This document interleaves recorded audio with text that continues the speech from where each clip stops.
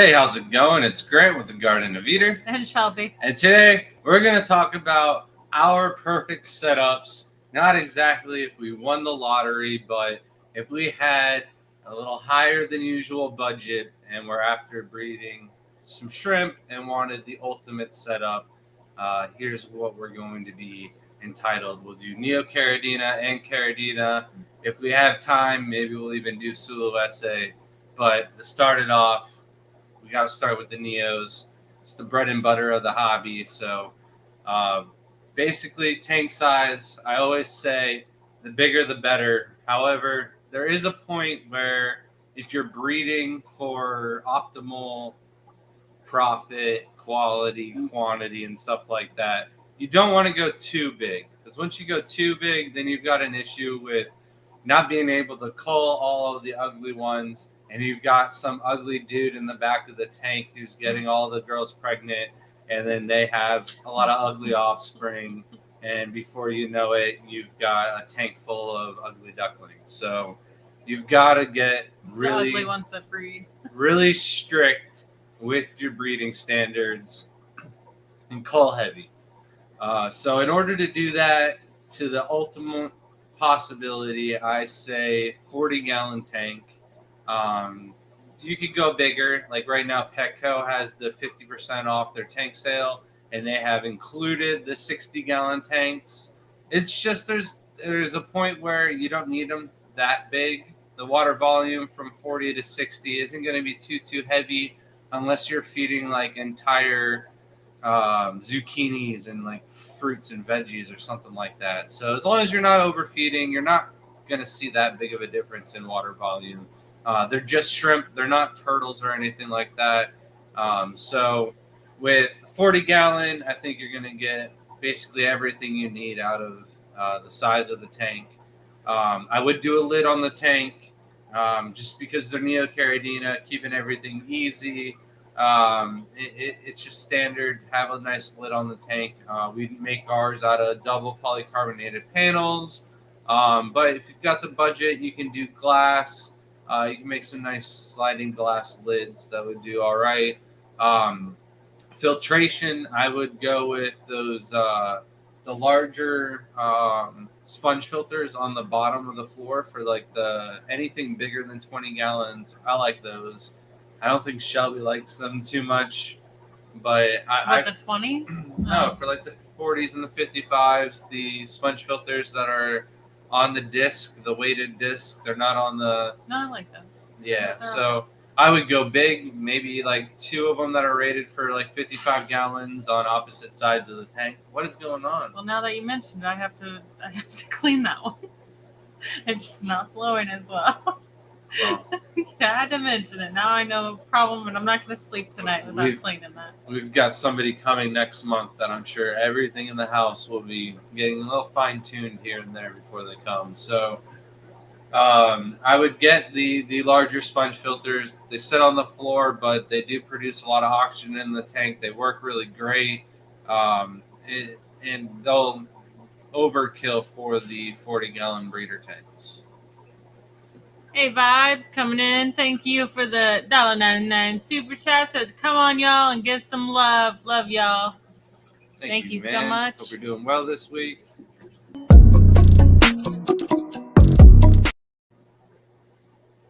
All right. So you could use the hang on the back. You could use a hang on the back filter. They're just generally speaking more work, not really as much output and stuff like that. You could take what I'm going to do and scale it and make it bigger. But for sake, let's say you can only have one tank. You only got the room or you're only allowed one tank. Maybe you live in an apartment on the high floor or something like that. And you don't want to worry about flooding the neighbors down below. So one is all the responsibility you want to take on. So 40 gallons, we got filtration covered. You could do the dual sponges that suction cup on the side of the tank as well. I just prefer for the Neocaridinas and the larger tanks having the I wish I knew what those style sponges were. I know they got a name. Better than any suction cups. Those suction cups seem to fail constantly. Yeah. They're We're a starting the little super annoying. glue. Yeah, we forgot to get super glue. Yeah. That's what we needed. I think we just bought the wrong kind. No, I mean we have some. I used it all though for our escape at the Florida State Fair. I'm sorry, but everyone's been ragging on your beard. It's hilarious. He's getting rid of it soon. I'm gonna keep on as long as I can. But he said hydro sponges. I mean, there's other brands that make them too. Oh, is that a brand name for it? Yeah. So I know we've got the Aqua Top ones and stuff like that. Anyways, you could do undergraduate filtration. There's multiple ones, but for me, my ultimate Neocaridina tank would have those ones on it. They're easy to take apart, clean, and I'm not really worried about the beneficial bacteria or stuff that much. Rinse them off in the hose water. That's why you got the two. Do one once a week. I mean, not once a week. Once every other week. You don't even have to do them every month or so. Very minimum maintenance on cleaning the sponges. Then for substrate, I would have to go with the Samurai soil, just because there's so many different varieties of Neocaridina out there. The gray Samurai soil seems to show most of the shrimp, their colors very well, whether it's the emeralds, the green jades, the orange, reds, even blue is kind of hard to see sometimes, the black rose and stuff like that. You can see them on the gray substrate. However, they still show their quality and color. If you have a beard and the Amish people of Lancaster will appreciate shave the mustache and everything. Oh no. People just want you to take care of it. We'll get the Amish That's breeding shrimp. I'll recruit them. They won't know I hit them.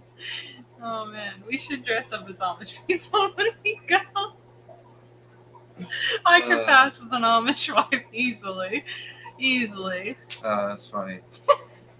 All right, but My you could teeth are a easily little bit nicer. You could easily get away with any kind of inert substrate for your Neocaridinas. I've grown to really like the look and the color of the Samurai soil.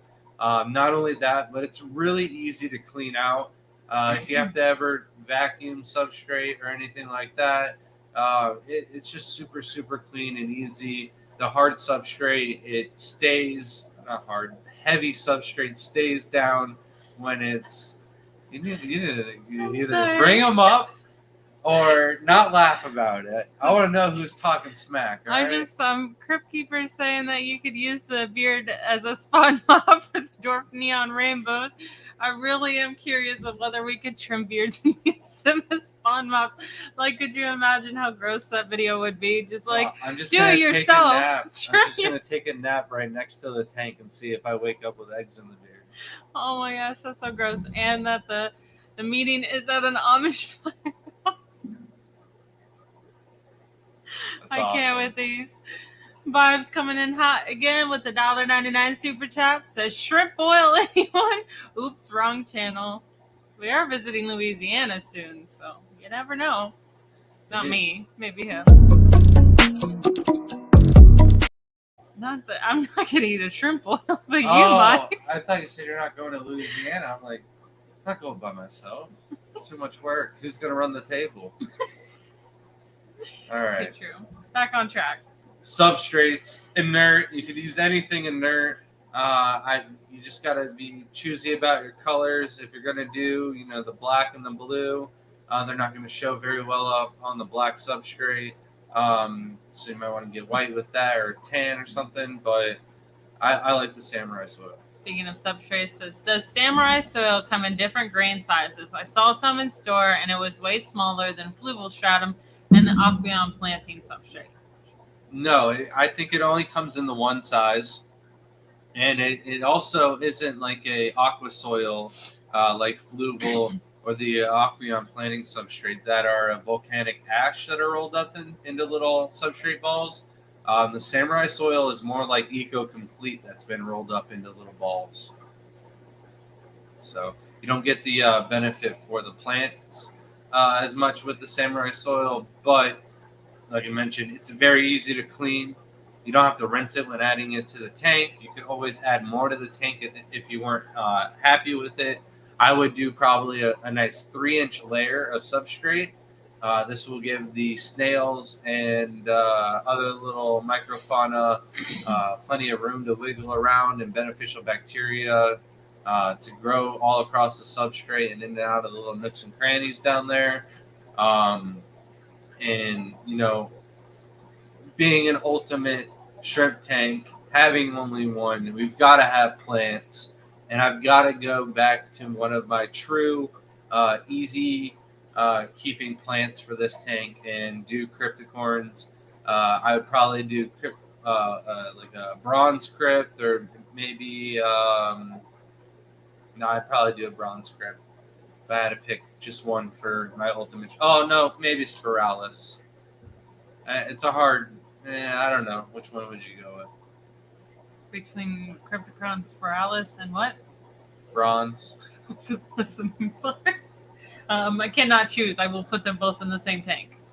You said unlimited amount of money, but like reasonable. So like it's reasonable to spend another $7. I don't want them to grow too much that I've got to rip them out and cultivate it. So I'd limit it just to one. I have them both in a tank and have been in them for over a year now. I know, but there's not a lot of room in that tank.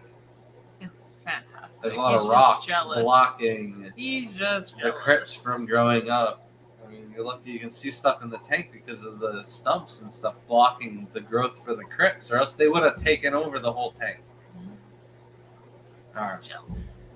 I would also do other plants like Anubis and Boost and stuff like that. A lot of slow growers. Of course, I would do moss. I'd probably do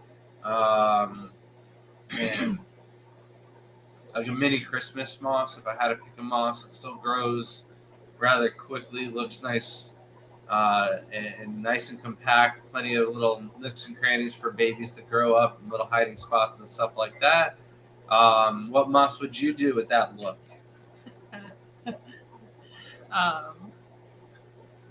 That one, no, I don't know. Just give me the looks. It's just like when I suggest food.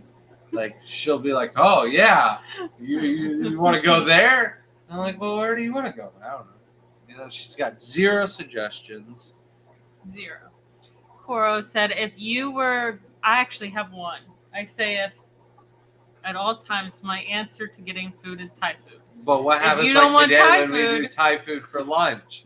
What are we supposed to do for dinner? They have a giant menu.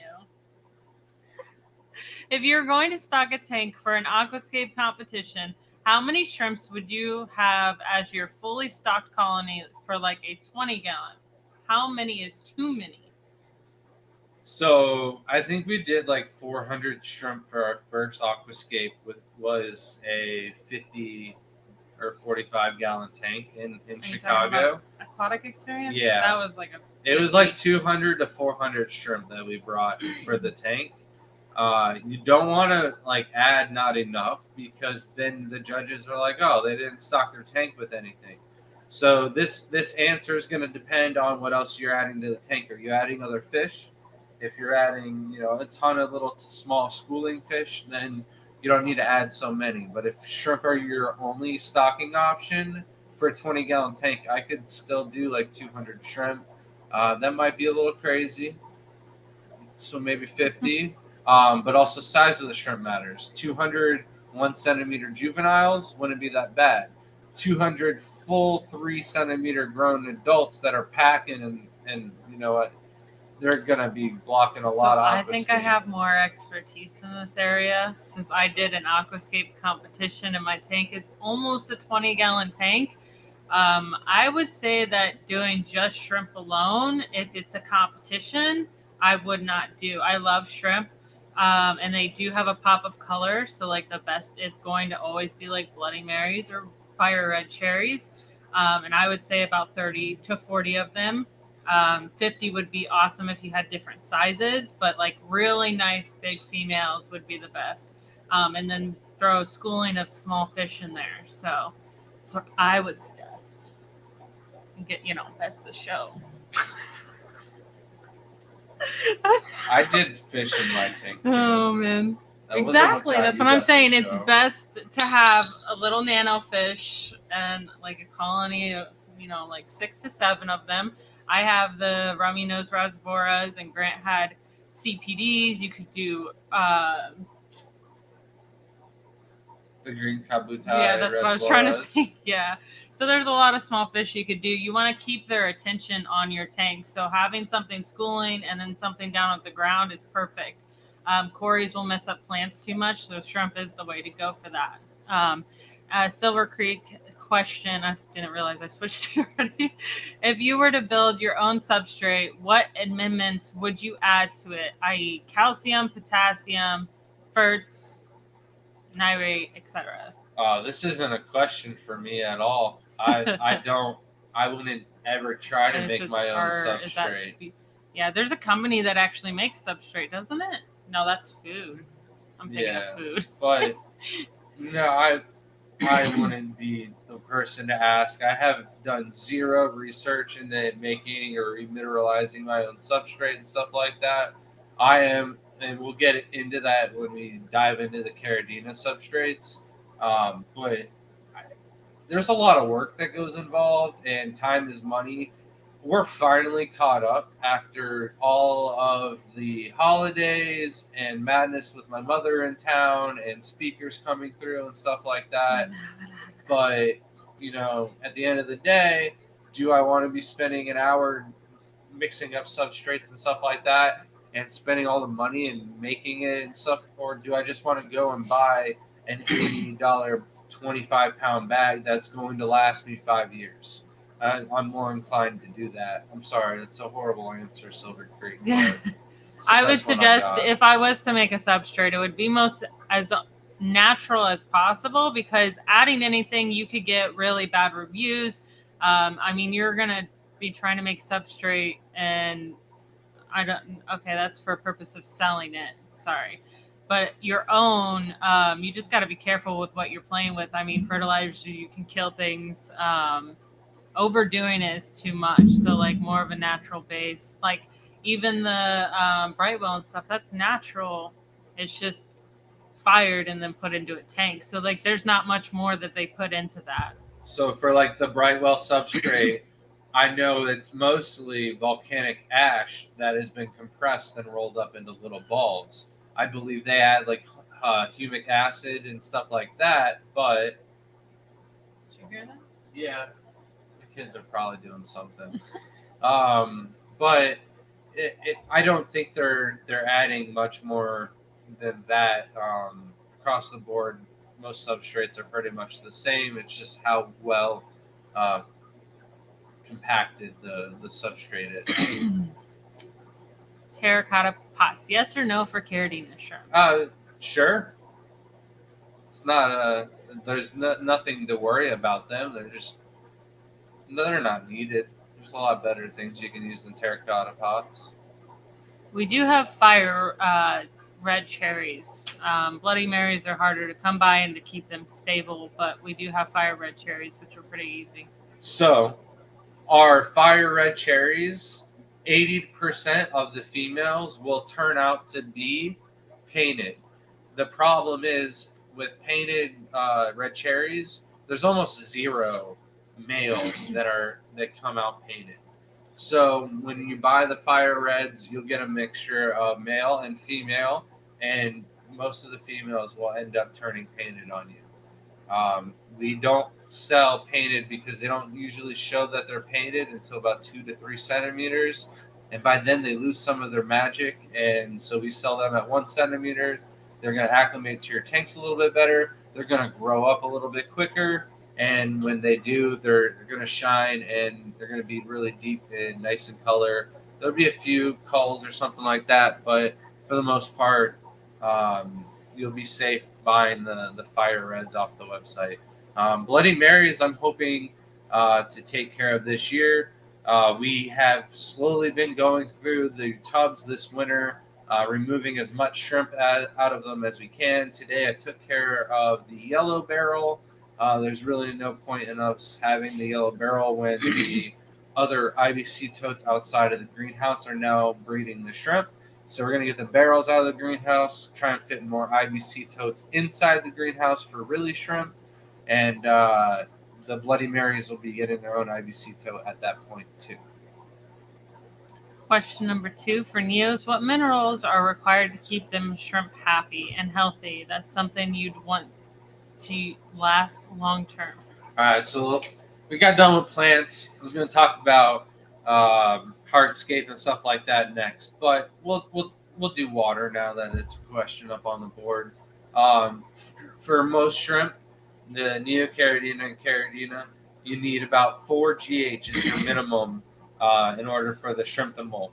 Now, they can molt at 3, but maybe not all of the shrimp are going to be able to molt at 3. So survival of fittest, if that's what you have and that's what you want to use, it might be able to work for you. But for us, I get optimal breeding out of about right at 6 GH. So that would be the prime mineral content for Caridina. Neos and tiger shrimp, I could even bump that up another GH, and I just see them growing a little bit quicker and maybe getting a little bit bigger, but that's maybe just because of the tap water or something has a little something extra in it. But with our Neos, everything in the house is bred at either 6 or 7 GH.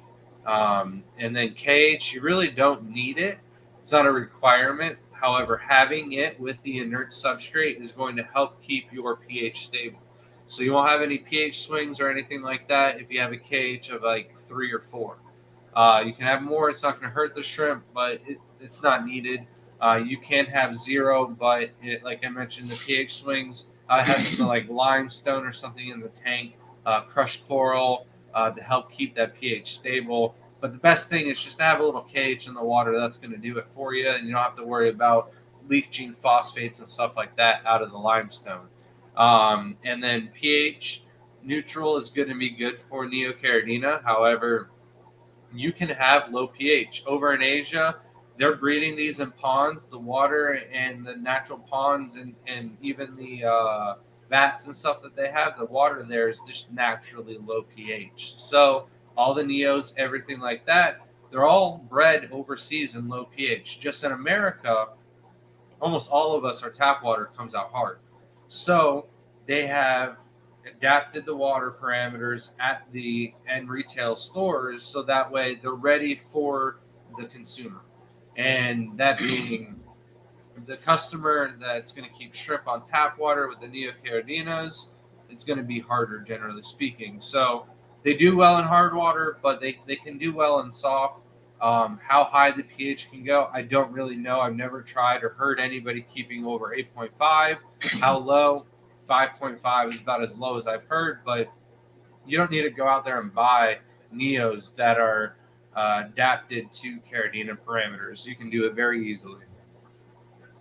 Right. And Joe asked, is it common for a young female Neocaridina to lose?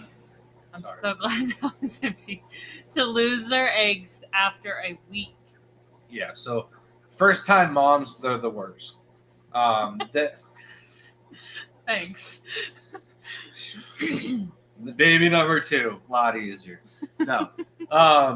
First-time moms with shrimp keeper, I mean, just generally speaking, they're new. They don't know what they're doing. All of a sudden, now they have 30 eggs that they've got to keep well balanced on the bottom of their stomach. They've got to hold on to every single one of them and keep the muffins fluffed as they're going through so that way they don't get fungus. It's a lot to put on a shrimp that's only like 3 months old sometimes, maybe younger. So just generally speaking, it's a lot to ask for someone to do something perfectly every time. They can molt and not know that the eggs are going to go with the molt and lose all of the eggs. Or they could just drop them. They could also get spooked and not have enough energy and absorb the eggs or eat the eggs themselves. So, but usually after the first clutch gets wasted, they're good to go. Second time moms, they're It's usually easier the second time. Passing wind, we would need to know how hard of water it is. Because at certain pH, I'm going to tell you, you're most likely not going to have a moss grow. And if you do, it's most likely going to be taken over by algae. I will say that most moss do better and grow faster and healthier in low pH water. But we've got some Taiwan and Christmas moss that are growing outside, and they do very well. It's just not as nice, doesn't grow as fast as the tanks inside, even in the sun. Abstract Aquarius says, if my tap TDS comes in at 130, does it make sense to add salt to bring it up to 250 for my Neos? No, not necessarily. When I first started keeping shrimp, I was cutting our tap water with RO water to bring it down to like 70 TDS, and our shrimp were really doing really well and thriving. But it's just something that I would probably just keep the tap water at 130 for 3 or 4 months. If you don't see any good breeding results, then maybe add some salt to the minerals, but you don't need 250. Check your GH. Chances are you've got 4 or 5 GH and you're good to go. Coro asked, do light levels affect the colors of shrimp like how substrate color does? Yeah, I was going to talk about lights after water. Just make sure I go back to hardscape. But we're going to... Sorry, just getting comfortable. Your knees are taking up 90% of the space on the surface down here. So with the lights and Neocaridina shrimp specifically, they're going to do a lot better under a higher light. High light, stronger light. The brighter it is, the more pigment that the shrimp are going to need. Pigment is going to be like a natural sunscreen, not just for us, but for the shrimp as well. So the more sunlight, the more light that the shrimp are getting, the more pigment cells that they're going to grow naturally, the bigger the pigment cells are going to grow, and that's going to help prevent them from having any sun damage or anything like that. And it's going to make them look a lot darker, a lot brighter. The color is going to look a lot better. I've had experiences where we've kept Neos without any lights on them. I figured, they're just $3 shrimps. They're on the bottom row, and they don't need a light. They'll do fine. After a year, almost all of the shrimp lost all of their color.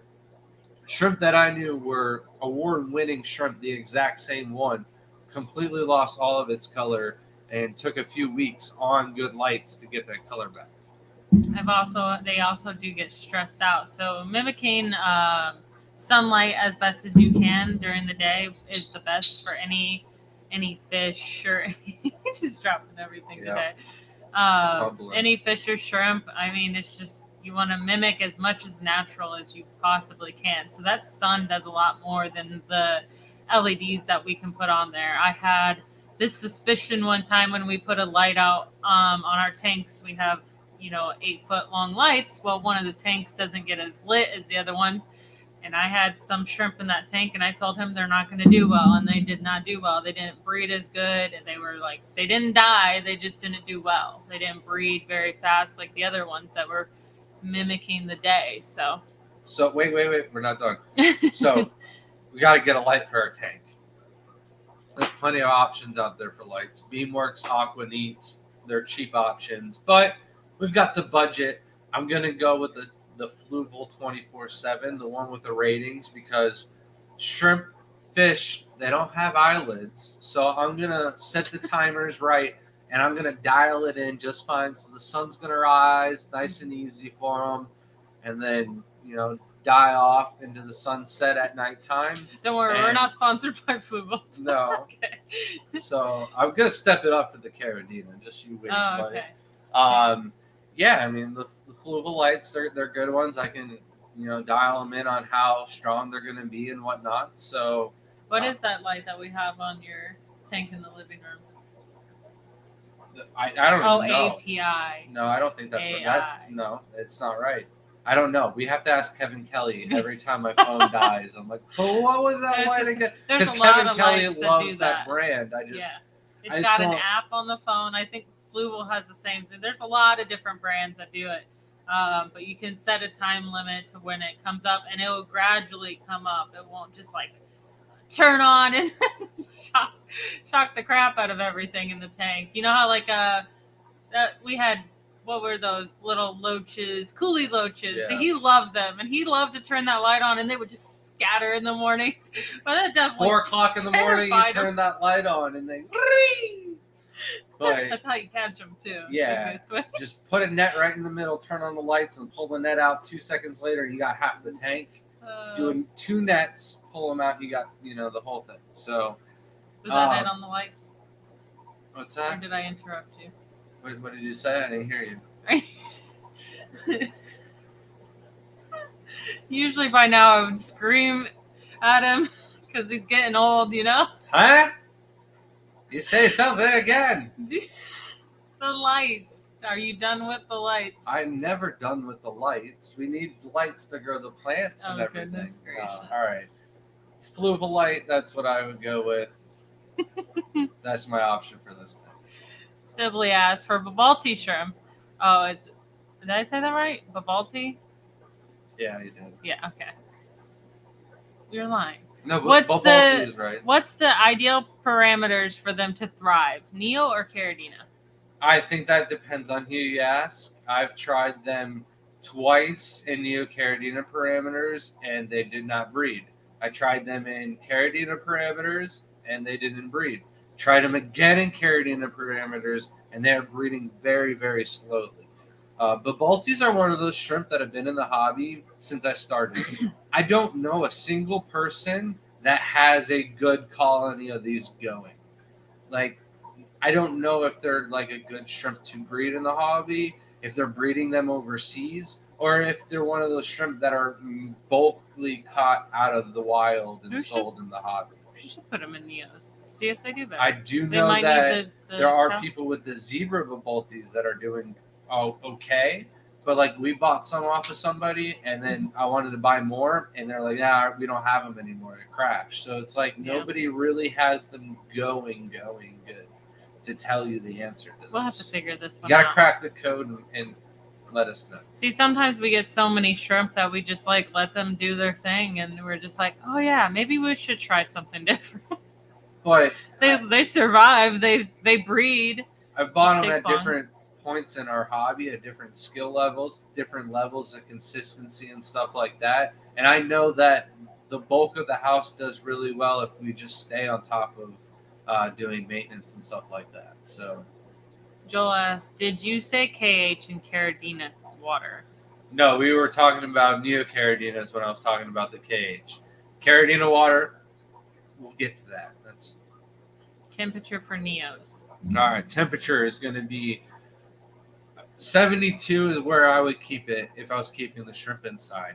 I know ramping up the temperature, you get more babies, faster growth and stuff like that, but the lifespan is going to be a little bit less on the shrimp and stuff like that.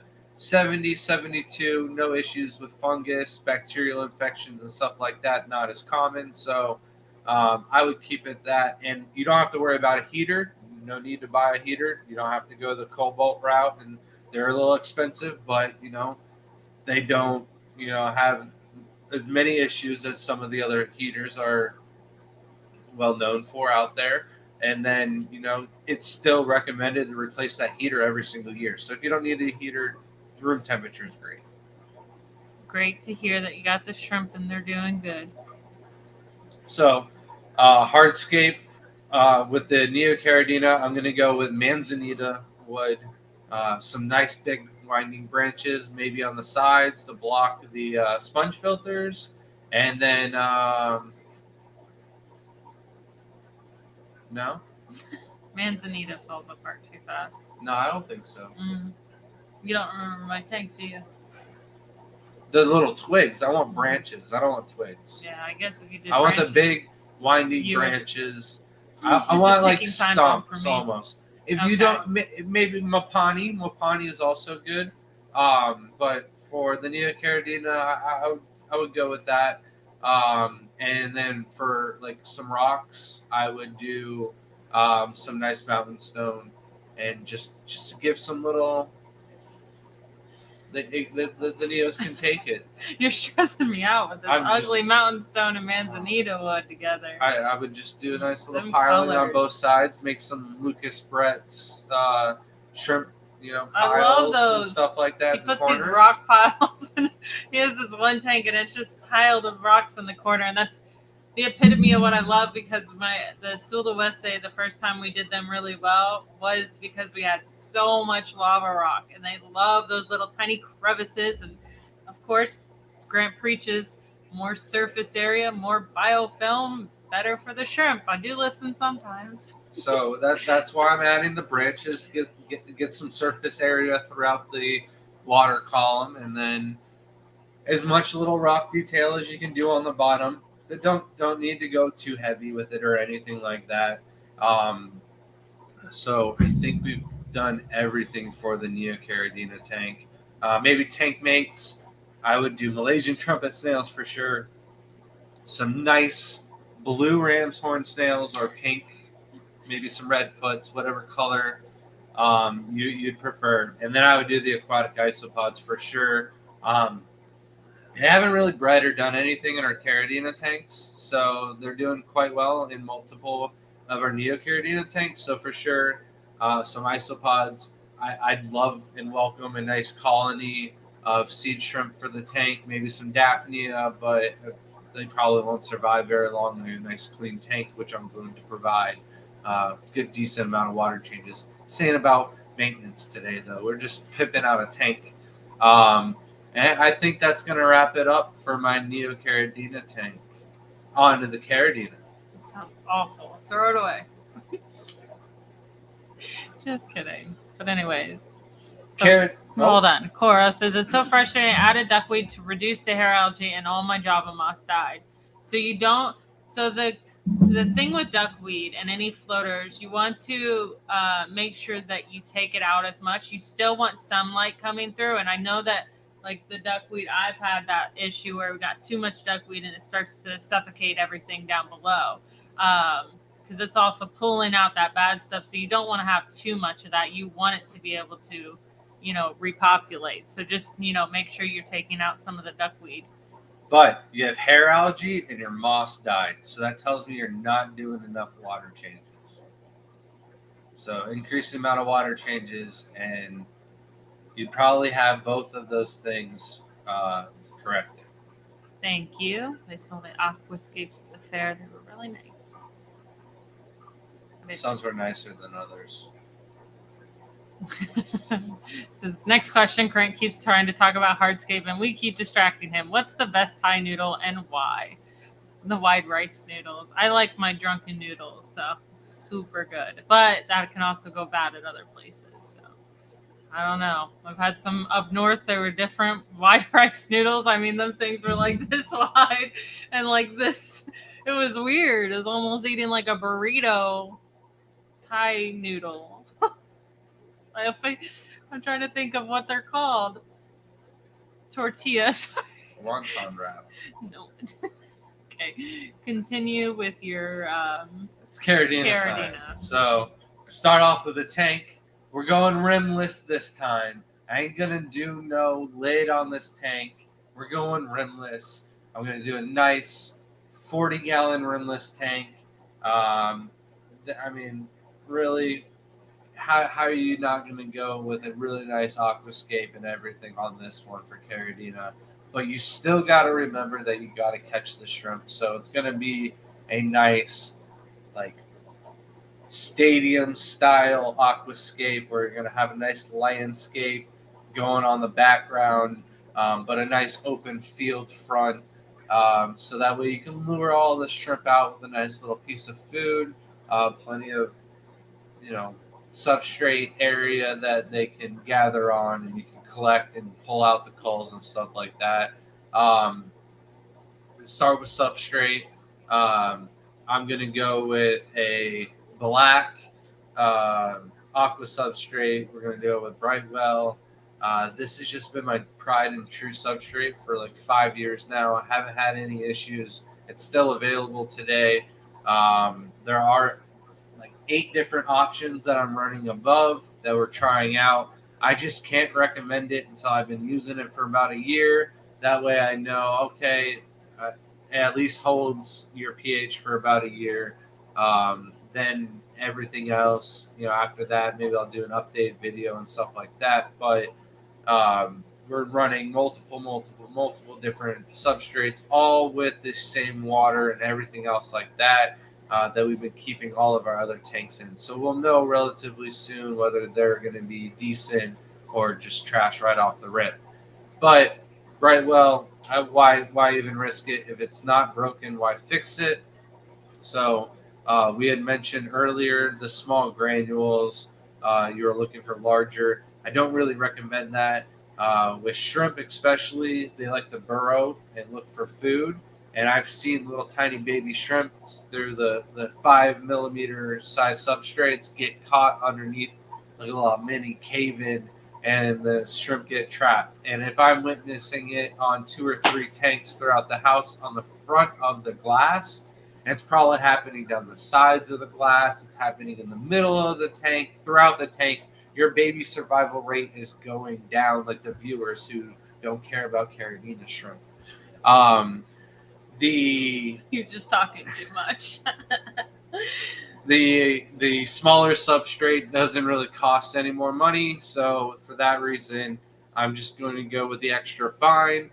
It also looks a little bit better, in my opinion, rather than big bulky boulders. It's easy to work into the hardscape and stuff like that. Again, I would use a good 2 to 3 inch layer. Not even for the plants. I would just do this so that way the hardscape and the tank itself would last the longest before I had to tear it down and replace it.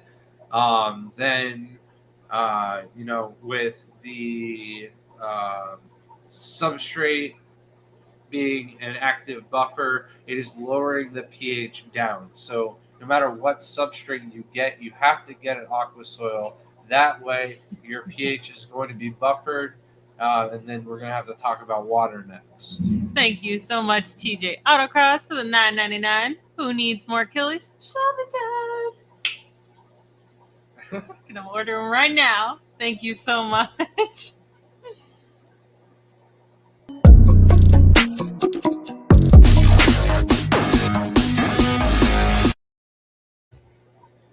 Thank you so much. So with the water parameters, thank you, TJ. We're going to have to go with water that has absolutely 0 KH. We mentioned this with the Neos that the KH was actually buffering the pH for them. With the Caridina shrimp, the substrate is going to do all the buffering, and then it's going to lower the pH down.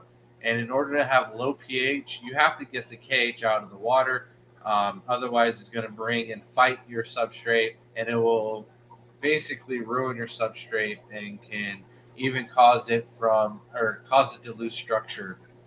So it'll turn into like a mud rather than being little balls. That's going to happen over time. After 5-6 years, you're going to go through from a 1 millimeter size ball to a 0.5 millimeter or even smaller. And then it's going to look like mud eventually. You know what I mean? Interrupting you, Barbara Jackson asks, what's a reasonable time for baby shrimp to show up?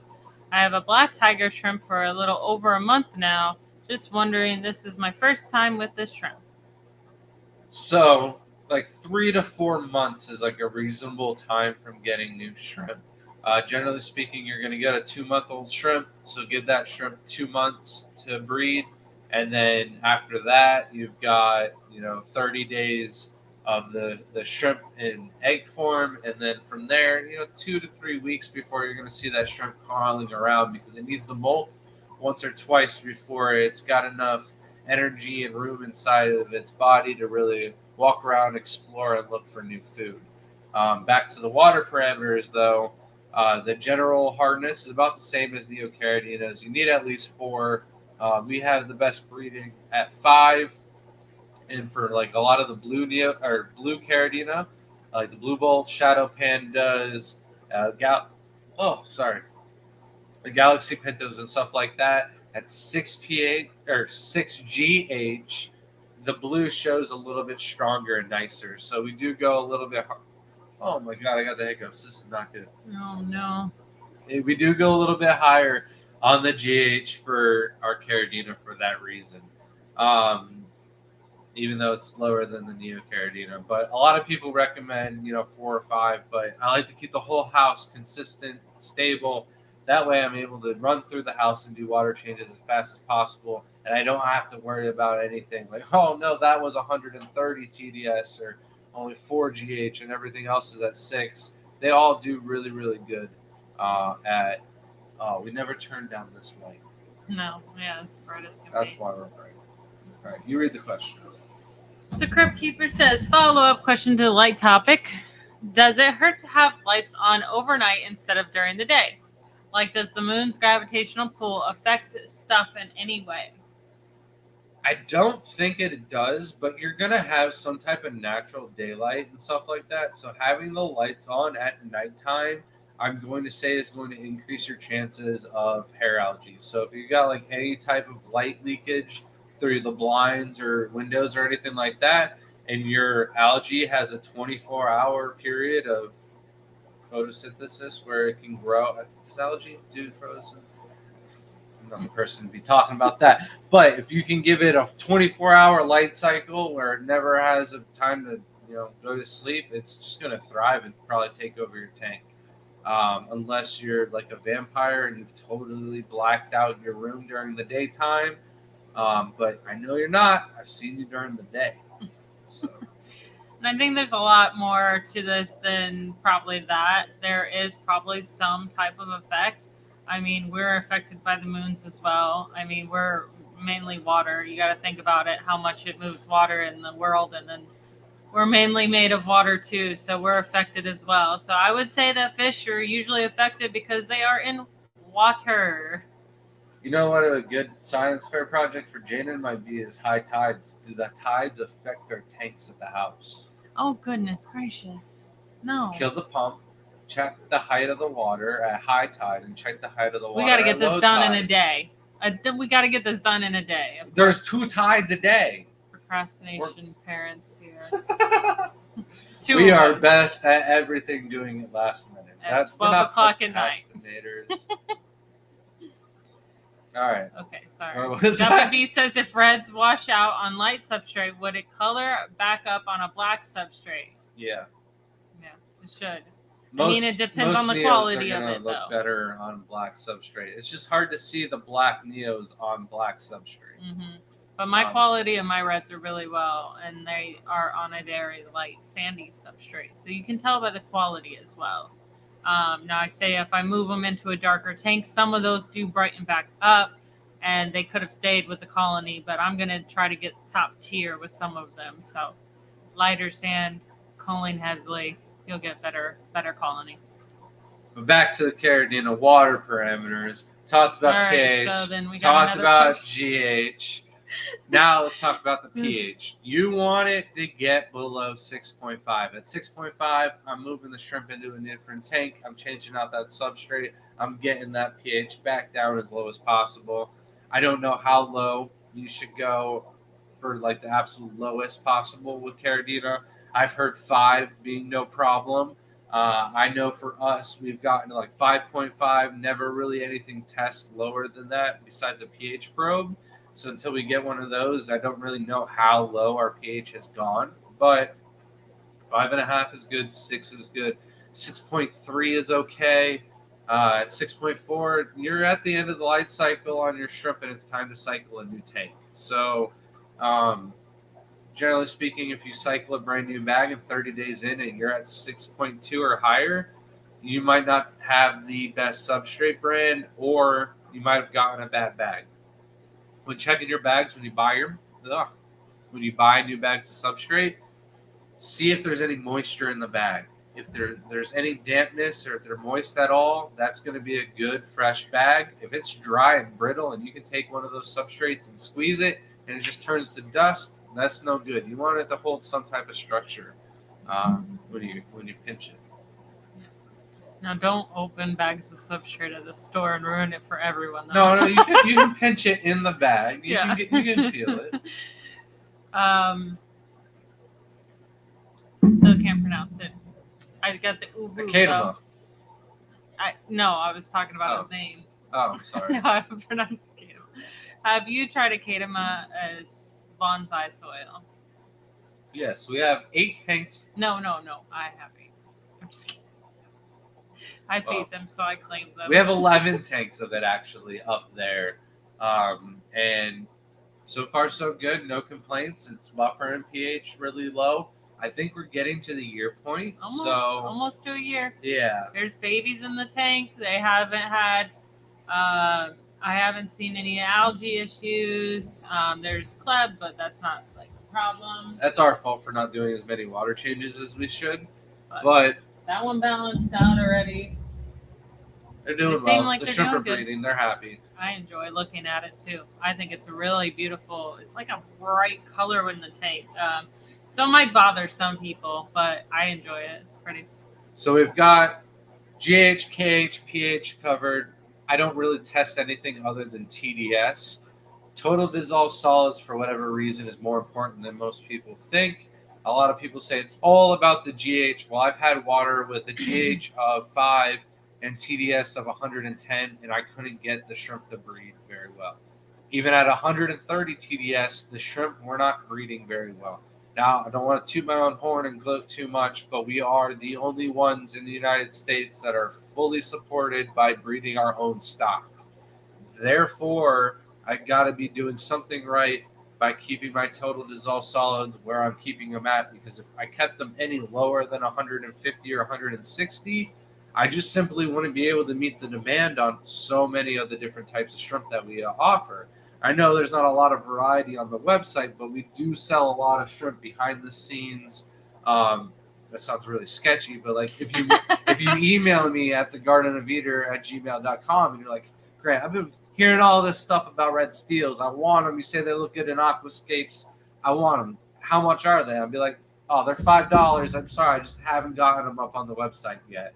How many do you want? You got PayPal. I can take your order that way. So we do sell a lot of like the green emeralds and stuff like that in pre-orders. And as they come of age and they're big enough to sell, I let them go. But, man, that was a ramble. I can't remember where I was. You took down the thing from me. Oh, I didn't think you were on it still. I don't know if I was on it or not. You were not. You were going on about something else. I'm so sorry. Where are you when I need you the most? Off in my own world here. You're saving me right here. Yeah. So Gerald says, my Skittles tank with 30 degrees Celsius with big driftwood, live plants, and guava litter just make my juvies pregnant. 6 of them. Is this still normal? So I actually, I'm not going to lie, had to look up the Celsius because, of course, stupid American over here only does Fahrenheit. So, yeah. That is pretty actually warm for any, it's actually like 83 degrees or something like that. It's fine. I mean, our ponds outside will get into the 90s during the summertime. However, large volumes of water, the sponge filters are cranking. I know that the tanks are clean and not overfed. So it's not really big in bacterial infection or fungus or anything like that. So if it's a Skittles tank and you bought in shrimp from several different sources, you might want to crank down that temperature just a little bit. Yeah. I would say that usually you'll get a lot more pregnant shrimp and breeding, but you're going to shorten the lifespan. So you're going to see mainly juvies getting pregnant, releasing, and then some of the adults aren't going to survive as long as you want them to. And say you got a really pretty one and you named her Matilda. Now you just shortened Matilda's life to 2 years. Matilda could have lived the whole 4 years. Poor Matilda. Silver Creek did say the Osmocote doesn't really benefit though. So it's sorry, I thought that was a question. They're talking about their own little thing over there. The Kedama soil. That's my bad. I told you it was going to be bad. All right. Caridina, we're going to go with plants for the Caridina, but I'm not touching any of the roots or anything like that. So we're all going to go with mainly boosts, maybe some mini Anubis and stuff like that. But I'm going to do some nice. I'm going with the hookers. I'm sorry, Shelby. I'm bringing them. they're going to be in the Caradina tank. And it's really nice moss. It's kind of a little fuzzy looking, grows really well, nice short and compact. Don't have to trim it too much, and looks really good. It's one of everybody's favorites. Holy cow. So I gotta pause for a second because we can't see it on our end. Thank you, Crypt Keeper, once again for helping us with this.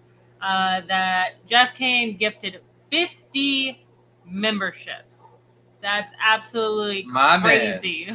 Thank you, You so are much, insane. Jeff. That is so many people. I think everyone who's watching is a member The by one now. thing we're not caught up on is stickers. People have been emailing us, though, I have them. for your coupon code. I have them all ready. Oh, you have them ready? Yeah, they're all ready. Well, hot diggity dog, where was I when she I does already so did much them. stuff when I'm sleeping? I'm not I swear. behind on them. So All right. Well, anyone- Shelby will be busy. For those that just got one of Jeff's blessings, you can email us at thegardenofeater@gmail.com, and you will get a sticker as well as a coupon code for 10% off our website, tgoeshrimp.com. That's incredible. Thank you so much. I want to play this video first for the donation.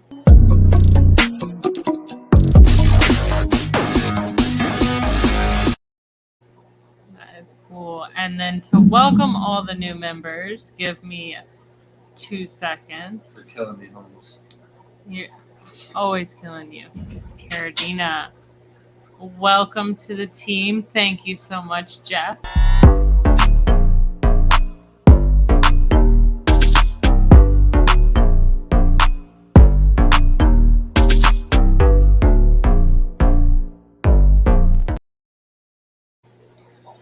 All right.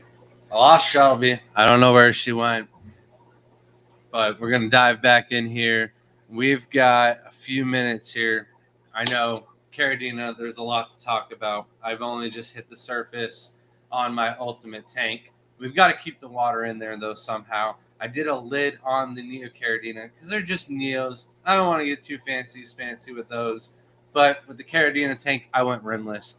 And with the rim, there are all those little tiny hooks that you can put on the tank and drop a little glass lid on that. But we've only got the one tank. I didn't even talk about a stand for the Neo Caradina tank. That's just going on the counter, let's be honest. The Caradina tank, though, we're going to do like a... If I had to pick out the rimless tank, of course, I would go with an ADA, one of the original ADA tanks. They're just like the Lamborghini, the Ferrari of the hobby. Everybody wants that brand name. If you gotta have anything out there and you got unlimited funds, of course, go with the original ADA brandage equipment. And then since I'm not going to do a lid on it, I want to be able to turn off the tank filtration and get a nice top-down view of the aquascape and the shrimp climbing all on top of it and whatnot. So we're going to do an automated top-off system.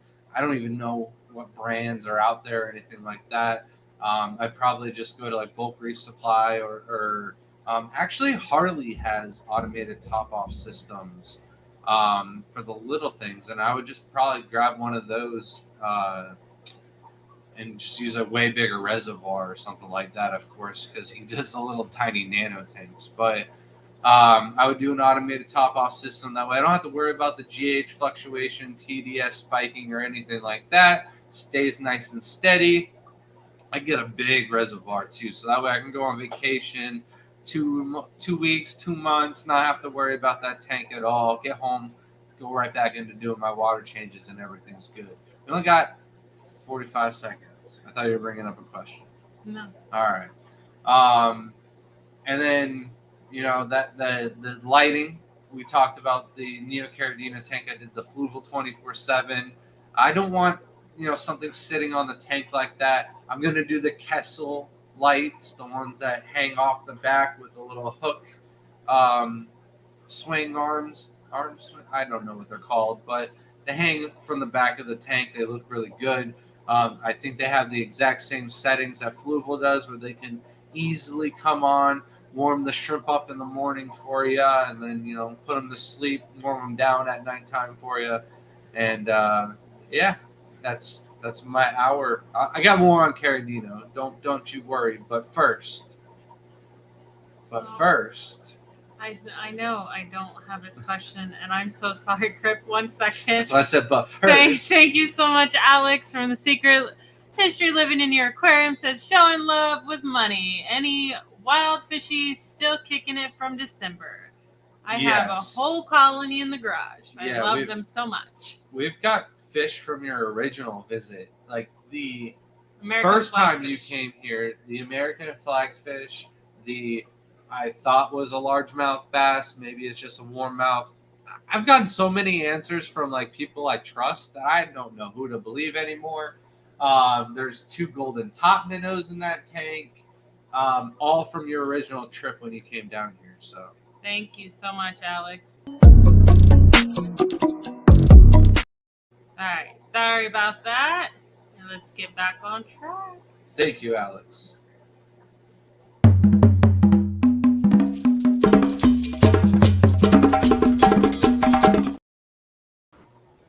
Hey, what's up, everyone? Sorry for the delay. How's it going? That's okay.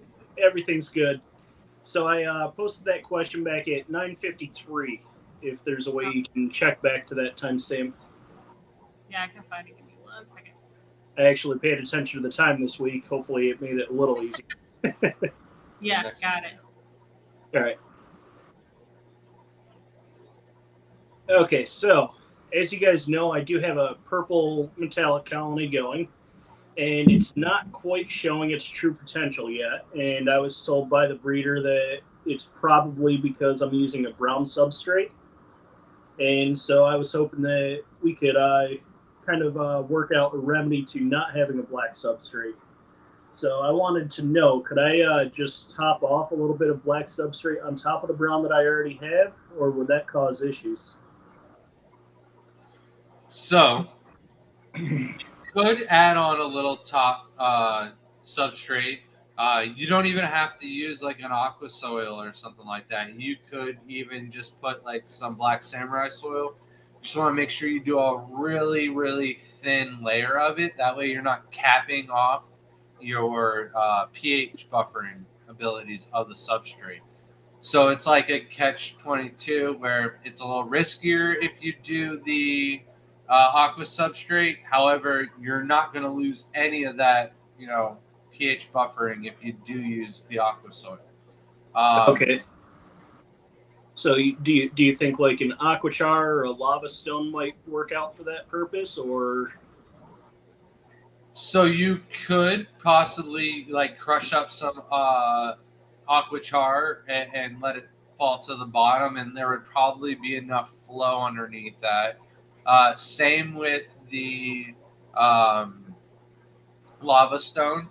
But like here's something I recognized, and you don't even maybe have to do too much, but for like the green emeralds, I've been telling people throw them on white substrate. They should be fine. Then I have a customer who does everything right by the book, and they're green emeralds, and they know that the green emeralds look good at one point because when they got them, they looked really good the first day or two. And then, after a couple weeks, they've been washed out.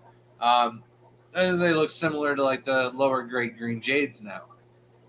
So the one reason why I think they do good in my tank where I have the white substrate is most of the substrate is actually like a mix of mountain stone and the white sand.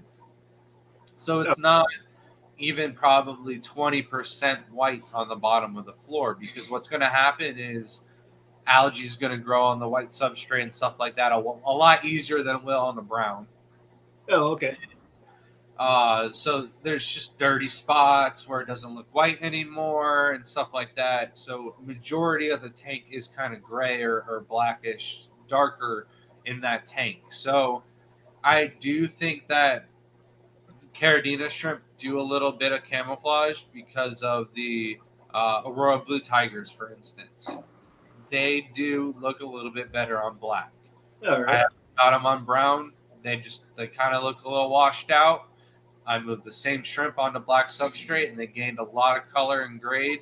And I thought I just got low grades from the person I bought them from. So they're just one of those shrimp where they don't do the camouflage nearly as well as neocaradinos, but there's some there. There's some involved. So it's not going to be an issue with like fancy tigers that are like white and red, but I think with the purples or something like that, they're going to definitely do a little bit better on the black. So the more color that you can change darker, doesn't necessarily have to be black, I think the better they're going to look.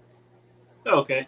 And then what if I was to just lay down a couple of moss grids on top of the brown soil? Do you think there would still be enough buffering capacity from the soil itself? Yeah, a couple of them shouldn't be too much of a problem. They're not going to be capping the substrate like, putting a whole layer of smaller granules over it. There should be enough flow underneath the moss pads and stuff like that. Even just adding more plants to the tank should help grow that out. But all right. Yeah, because I noticed when I put in the moss mounds that I made with the coconut shells, the color on the purples did start to show a little bit of the metallic gene finally. So I didn't know if maybe it was just way too light of a substrate in there. Yeah, when Bodrock came to town, he did this talk about having, giving me this look, Shelby, about having the bare bottom tanks where the light reflects up underneath. So with the brown, it reflecting the light up back at the shrimp could be stressing them out a little bit more than if you had the black darkening it out, black blocking out a little bit light where you can. It might be a little bit easier on the shrimp. Okay. All right. Yeah. I also know with the purples, maturity is 80% of it. You can have shrimp that are 3 centimeters and not show any purple, and then all of a sudden, 2 years in, the purple color comes out of nowhere. Okay. All right. So maybe that's what's going on then, because I've had to do all of this August or so. You could do all this work, and the same time they hit maturity, and it could have just been a coincidence, that the two of them happen at the same time. So, all right. I think more people need to be in your boat to say whether or not for sure with the purple metallic. I also know lights. If you got any kind of purple or pink in the lights, it's going to help bring it out of the black coloration a lot more too. So, okay, all right.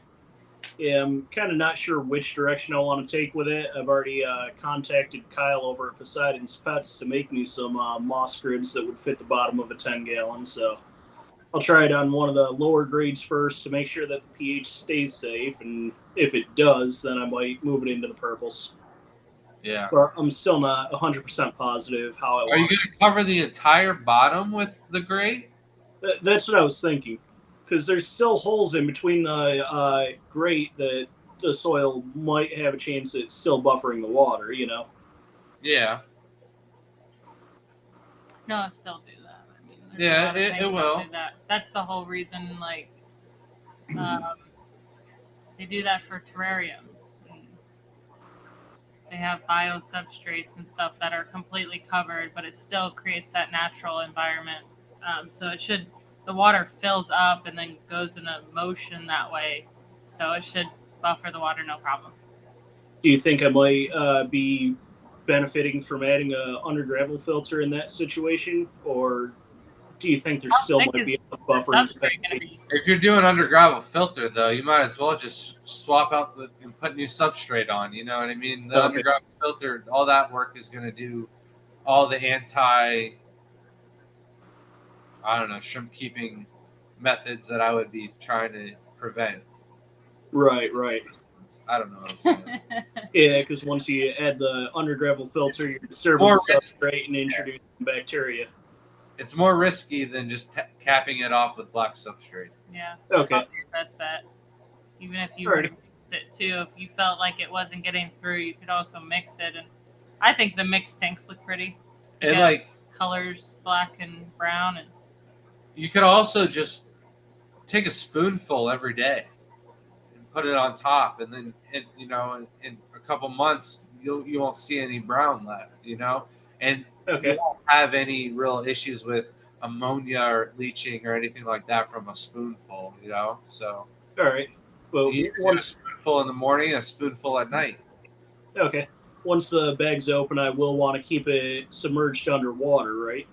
Yeah, you could throw it in or I mean, you don't really want to be opening it up too much. So if you're getting a spoonful every day out of it, probably better off pouring it into a container, filling the container up with RO water, and not worrying about it deteriorating or anything like that. You could split the bag in half and put it in like a Ziploc baggie and sprinkle it out. You know what I mean? That way you don't have the bucket being used up to holding it. So you just keeping the substrate fresh you're in the right direction thinking that way. Okay, very good. Thank you so much.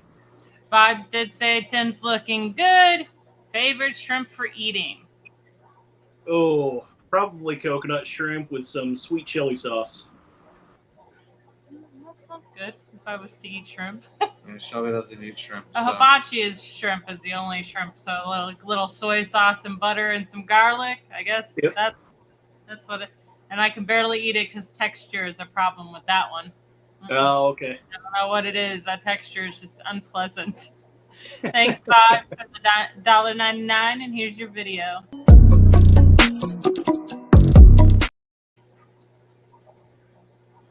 I thought that was longer. I don't know why. So is that all of your substrate question? Did I answer it all? Yeah, I think you did answer it all. Thank you so much. All right, man. Keep your eyes out. We've got a package in the mail for you. All right, sounds good. Thank you, guys. All right, man. You take care. Have a nice one. See you next week. Yep. Cheers. All right. So back to Caradina. Did we have a did we have a question that you wanted to bring up? Or there's a lot of questions. We're so far behind. There's a lot of questions, like one after another at this point, Well, Caradina, filtration. You're dropping it now. Yep. I would like to go with the hang on the back sponge filters that have the little chambers. And I'm going to put in one of the little chambers, I'm going to put Aquachar. And in the other little chamber, I'm going to put Aquachar. But I'm going to rotate them every 6 months where I replace it.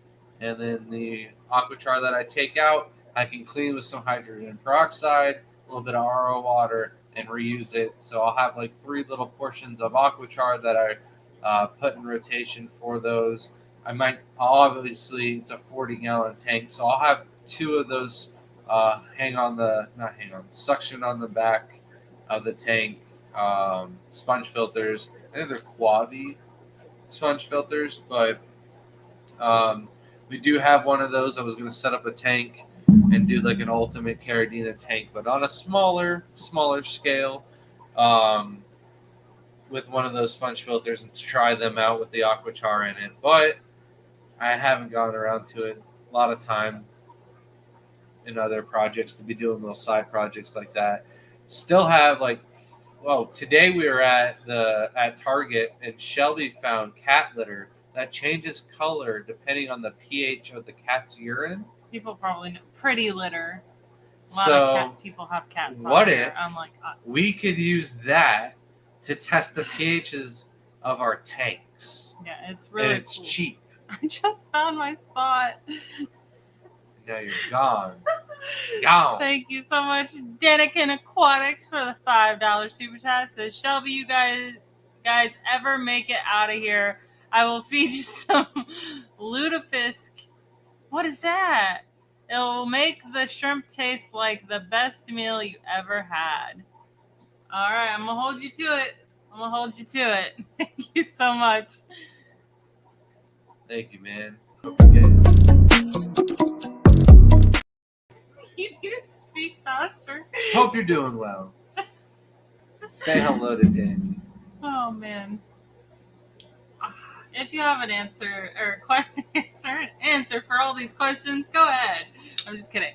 But if you had a question way back up, please just ask it again. It's If I gonna make it haven't so much answered easier. one of your questions, now's the time to ask it again, and we'll get back to you as soon as we possibly can. But so I go back into our Caradina. This person says, "Hi, do my cherry shrimp Why do my cherry shrimp die? Day mold. What can I do for them? if they not to die?" mold?" Okay, you got that right. Okay. No, I don't got that. It's still a scrambled mess. Why do but my cherry shrimp die if they mold? What can I do for them not to die? I need to know the parameters of your tank. So if they're molting and then dying, chances are you might have not enough food in the tank. They're not, they're a little weak and they're getting picked on by the other shrimp who are looking for a quick meal. So when the shrimp are, freshly molted, they're a little squishy. So they're easily to, cripple and take down. And 4 or 5 healthy, hungry shrimps can easily eat all the good bits off of the shrimp, have enough to move on with their day, and leave behind a dead carcass shrimp behind. But without knowing more, I can't really tell you. If your parameters match up to everything I listed up before, maybe you're not doing enough water changes, but we do have maintenance videos on everything you need to know about Caradina shrimp. If Crypt Keeper could drop that link, I'd appreciate it. Thank you. Scuba Stevo Aquatics said, "Orange eye blue tigers." What's the question, though? I did read this question. I think this is the question on whether the Carib Sea light sand, which is like the all natural sand, would make the shrimp color up or lose color. I would put the orange-eyed blue tigers on some darker substrate. I really feel like they would lose a little bit of color, and because they do throw blondes as culls, I would think they would show a little bit more blondish on white substrate than the black. They are really hard to see on the black. It's a bummer, but you want them to look their best. What is lutefisk now that someone just said that she doesn't know what she got herself into? It sounds terrible now. Jeff Kane asked, "Grant, are you working on any orange-eyed red devils?" Those are mine as well. So, yes and no, all at the same time. I'm trying to make my own from scratch. I have some promising results. Are they exactly like Red King Kong, orange-eyed red devils? No, they're close. Getting there. We have a ton of orange-eyed red lapis that do throw some close to orange-eyed red devils, but they're not fully head red to toe. Oh man, you know what I mean. And then we have some orange-eyed blue steel crossed with the orange-eyed red devils, but they're producing like all red steel and blue steel babies. So I'm not getting any red devil babies out of there. So hopefully soon. I think that's going to be a no-go for me, Kenny. I'm sorry. I looked that up. That looks so gross. I can't. The texture. You didn't show me. Oh, you don't want to look at it. I wanted to look. Yeah. Maybe you could do No, we don't need anything with a fin, Kenny. I can't do it. That one's a struggle. Like, crab is like the only thing like I could really somewhat. Oh my gosh, I'm so Crustaceans are friends. Sibley said, fish are friends, not food. How many shrimp is too many in a 10-gallon tank?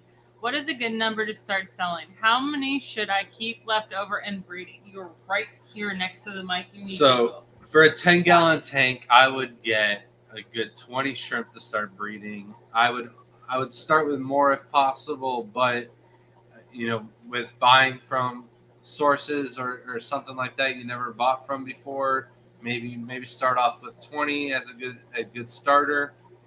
If I was moving shrimp from one of my own tanks to another tank, I'd be fine with like 45 to 50 shrimp, no problem, moving them over to start a breeding colony. It's really all on your budget, but when should you start selling? It's really just a point of how quality control you want to keep your colony. So we keep the best of the best. And what I'll usually do is I'll keep the best 10 shrimp as holdbacks out of like 2 or 3 clutches. So that way they grow up for the next generation to produce more numbers. And then I'll sell the rest. So it's really like how many do you need to keep is that's up to you. But I was overselling when I was doing it out of one tank. So now we keep 2 different tanks of everything that we sell out of. That way, if I oversell one tank, I'll pull them off the website, let both tanks regrow, rebreed. And if I need to split a colony and start up a 3rd tank, I'll do that at that point. I saw your dog's grumpy that he wasn't allowed over here. He's just whacking things with his tail left and right. All right, Benjamin Peters says, can we go off topic? How do you catch the lesser siren? Are they in the mud? So the best way for me to catch them is to go into like the grassy areas. Shelby and myself, we were doing a pond cleanup like, I don't know, 6-7 years ago, where we take a floating rake and we throw it out onto the pond, and with a rope we pull it in and we take all the floaters off the top of the pond. And every time we get a patch of the floating grass, not every time, but most of the time we pull up the floating grass and pull it up and bring it up onto the shore, the sirens would just come flopping out of it. When we go collecting with like Dr. Anthony, when we caught the one, and we caught one last time with Eric Bodrock. Yes. When we went with them, I just went to a spot that had a lot of grass, not really in the mud, but on close to the shore, and just ran along the shore and got them within like 3-4 inches of water. So the first time I ever saw one of those, I was panicking and screamed at Grant and was like, what is this? We were at a farm and it was in the mud, kind of. It was like in a puddle, and it was the most disturbing thing to me. I was like, what? Like, I thought it was a dinosaur or something, like ancient creature. And Grant's just like, no, that's like a thing here. Never heard of it, but yeah, he caught it. They're not too hard to catch. You just got to know where to get them. Yeah, they're all Right over near the Florida. shore. They have lesser and greater ones, so you can find them. They're pretty easy to catch with a good dip net. So disturbed by this fish. Sibley asks, concrete mixing tubs or bus tubs would be a good option outdoors, possibly indoors. A 7-gallon, there's a bigger options tub, has a floor space of 23 by 16. Noticed floor space seems more important for shrimp. So these are like the same tubs that like Shelby's dad uses for worms and stuff like that.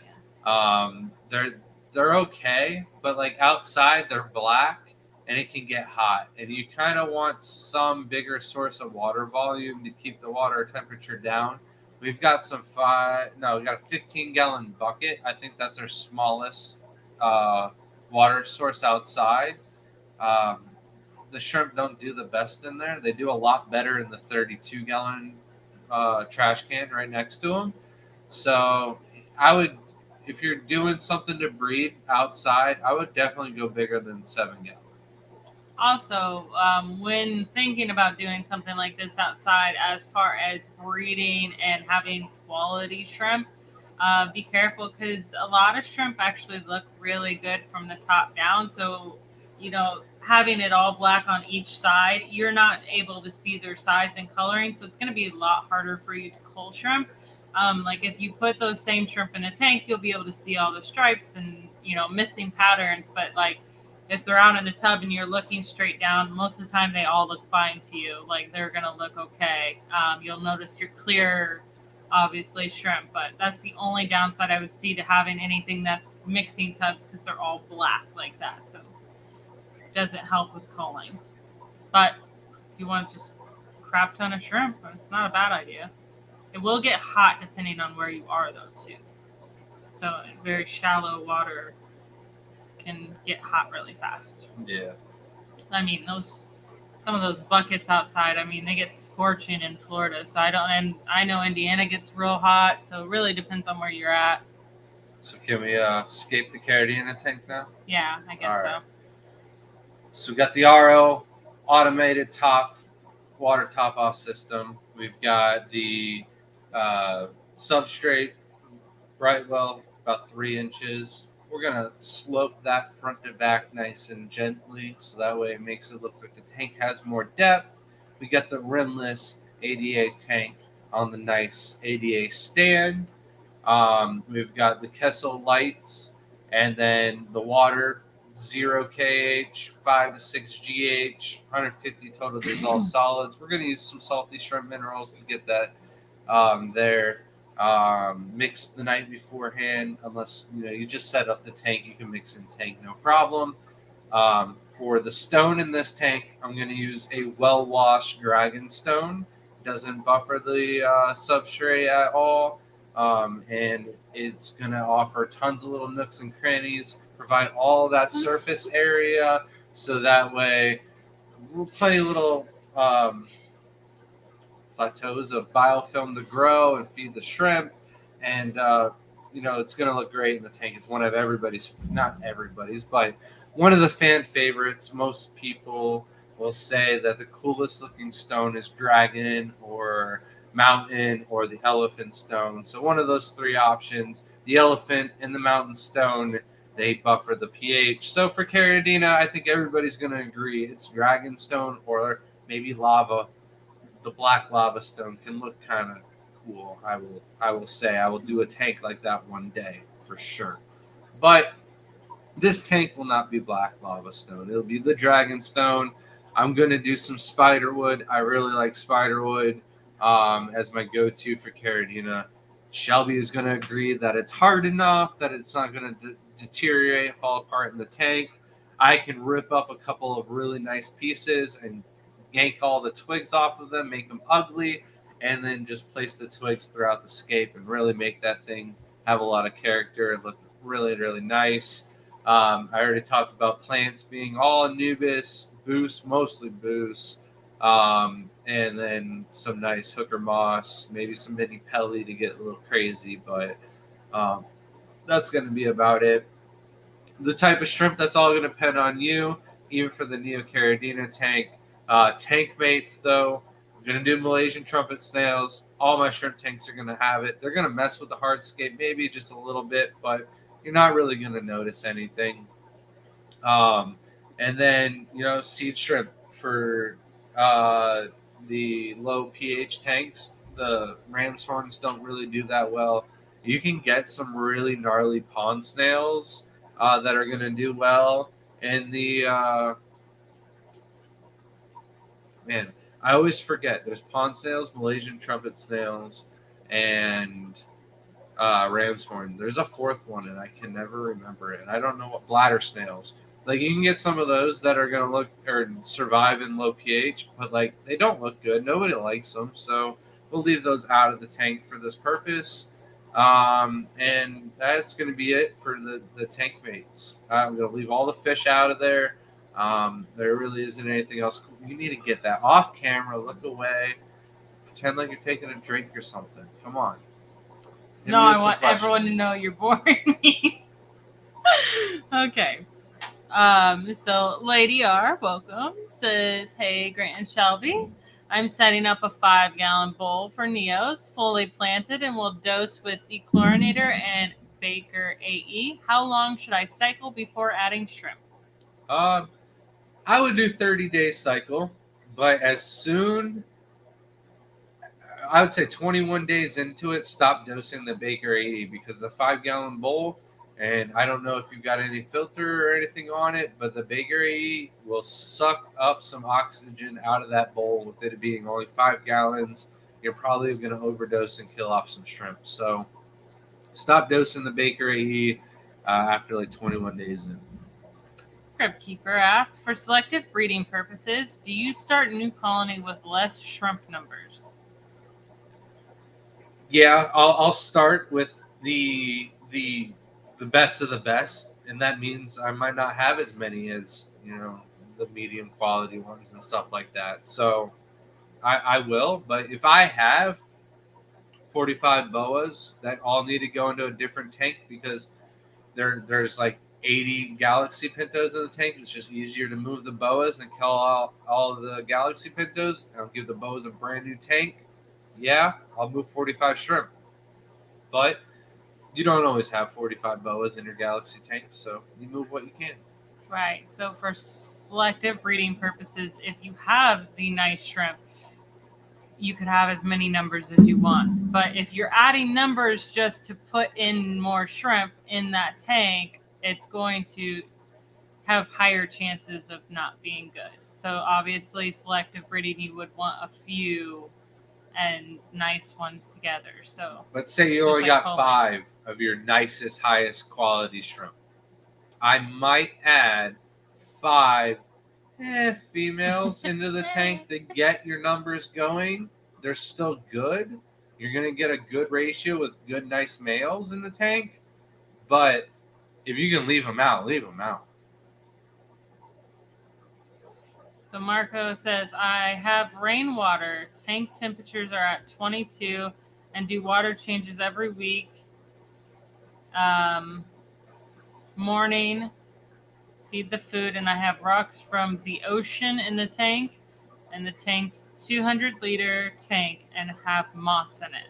So I think your problem is The there's no minerals in your water. So if you're just using rainwater and you're not remineralizing the water, you're not going to have any minerals for the shrimp to survive after they molt. They might use up all of the minerals in molting, and then they don't have enough minerals to grow the new shell itself. So, And if that's a limestone rock, though, the limestone should be fine. but wouldn't it raise the pH? It's not Caridina shrimp they're talking about. Oh, yeah.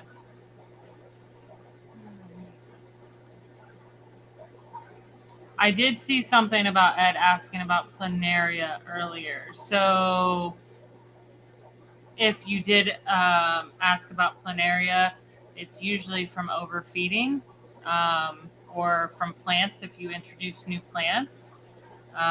So I would just less feeding and try to dose no planaria if there's an issue. But sometimes just less feeding helps. But you have to know that planaria has to come from somewhere. But he You said can't I'd just overfeed and then the planaria show up. The planaria came because they were already introduced into your tank, and chances are you overfed, and then the numbers became high enough that you started seeing them around the tank. I thought he said block of frozen bloodworms in the tank, not behind the freezer.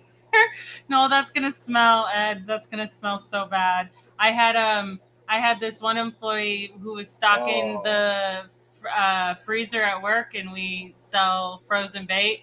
And she dropped all the shrimp on the floor, and she put it all away. And we came in the next day, and it smelled like something died in the store. And I mean, to the point where customers were coming in and we're like, "All right, goodbye." And it took us hours to find it. It had melted into the floor. That is a raunchy smell. Anything that's frozen and worms or shrimp. So, Dr. Anthony said, Oh. "Where is my siren? Yeah, how dare Where's you. my shrimp?" And I don't know if I need to send it to the university or where I'm sending it to. So just let me know. Welcome to the team, Papa Shrimp. Yeah, I am unprepared tonight. Unprepared. Just give her a second. She'll get you the proper celebrational ceremony to welcome you into the Garden of Eater clan. Yep, and you are a Caridina member. Welcome.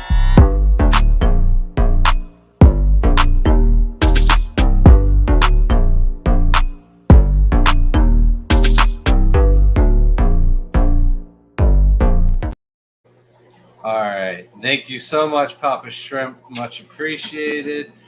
If you Make want your sure- sticker, email us at the Garden of Eater. Why did I choose to speak? At the Garden of Eater at gmail.com, and I will send you that TGOE limited sticker. I will send it to you. I'll sign it. I Yes. got you. He does I'll be a sign part it, of it. at least there. We were talking about something else. Oh, hold on. I did want to talk when we had like more people, and I thought like the channel was growing, and then it started to go You downhill. started talking too much. I know. I'm so sorry, Dr. Anthony. However, I gotta let the people know that Dr. Anthony over at the Ornamental Oh, yeah, how dare you? Amazon Research Center for Ornamental Fish Research. Got a link? You're butchering me. I don't have a link. I'm should have gave this to Crypt Keeper, shouldn't I? Yes. But the doc is running a little raffle right now. For $50, you could have a chance at winning a trip to the research center in Peru. It's for a week, and it covers $2,000 worth of your airfare travel. So $50, you might possibly get a chance to go explore Peru with Dr. Anthony. You will not be disappointed. I know I will be definitely participating Links below. and buying a few raffle tickets myself. So, sorry, Doc, I didn't get you on the prime time. I thought it was going to get better, but we lost like 17 people when we started talking about Carradina. He always makes me fall behind, Jeff. And he blames it on me. It is. It's your fault. You gotta keep me going here. Oh. See, Sorry. this is on you. This is not me. These awkward moments of nothing this is going all on. Yours. See, I- Scuba said, "Did Shelby ever check her book to see what I won on that giveaway in December?" You're killing me, Holmes. I thought you took care of that. No, Oh, he's you're not ready for the tank it. yet. It's still cycling, so I got time. Listen, I prioritize and use my Okay. time willingly. Guppy B says, "Top 3 shrimp. No once were sellers. What's the bum list? Eating your food, living for free. Them bums. Which ones are the bums for you?" Oh, man. So right now the red steels, because those have not been for sale for like a year now. They're definitely like producing a good amount of numbers in the tanks. I've got tanks full of them. And they're not a popular shrimp. Even when we were trying to sell them, when Facebook would allow you to sell shrimp, they were like one of those ones that not everybody was really too popular with those. I think we just don't post enough about them. Yeah. I don't think anyone really sees their true potential. The red steels. I'm trying to think of something else that doesn't sell very well. Everything right now is selling really well. Orange Neos generally don't sell very well, but because we only have one pond of them going, they've been selling way better than usual. What is going on? Okay, you sound like you're suffocating. I'm not. Man. She's been ragging me because I've been getting heavy-winded and stuff because, and Out of shape. drinking a milkshake as fast as I can, and she expects me to not sacrifice a few, breaths But while I'm anyways, trying to drink the whole thing. No one wants. There's not a shrimp that really no one wants. It's whether we have it available. The I say we Malala. have. Now the Malala are definitely on the yeah. list. Those are. We have. I know, but like compared to everything else and how much we breed, everybody wants Sulu SA, but they don't want the Malala. Let's be honest. And the Opaula. They're Those are my 3. to me. The yellow king kongs, just too many of them. We sell yellow king kongs all the time. Opaula. Those are the bums Malala. to me because I don't want them here. Too many tanks. I'm like, why do we have? Well, he's gotten down some of the tanks, but we had like 10 tanks of yellow king kongs. I mean, the Super Some were Princess hybrids. bees, if we could get those to breed more, but they're like a little bummish because they refuse to sell them. So they're definitely mooching. And my orange eye projects, I don't sell any of those. I'm gonna sneeze. I gotta go blow my Passing nose. when okay. So what you're saying is keeping them in my hot tub is not suggested. I mean, we do have shrimp and fish in our hot tub, but the hot tub's not on.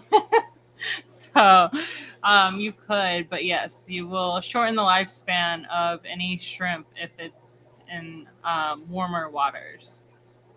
It's not that they die really fast, it's that they could live to like 3 to 4 years instead. All right. I have 2 shrimp tanks. One are the 150 liter and the other one is 200 liter. And the shrimp in the 150 liter are fine, but the other in the 200 liter tank do all the same. Oh, die and do all the same. That's not good. Your best bet would be to try to email us at thegardenofeater@gmail.com if someone can leave a link down below, because we're not going to answer this fast enough to help you. It might just be parameters or how you set up the tank for that one, or what you have in the tank. So that would be the best way to take care of that situation.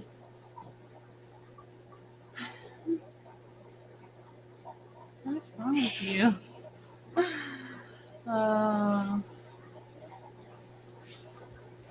Hello. Scuba did just escape his tank, so I'm expecting it to be better than our kids.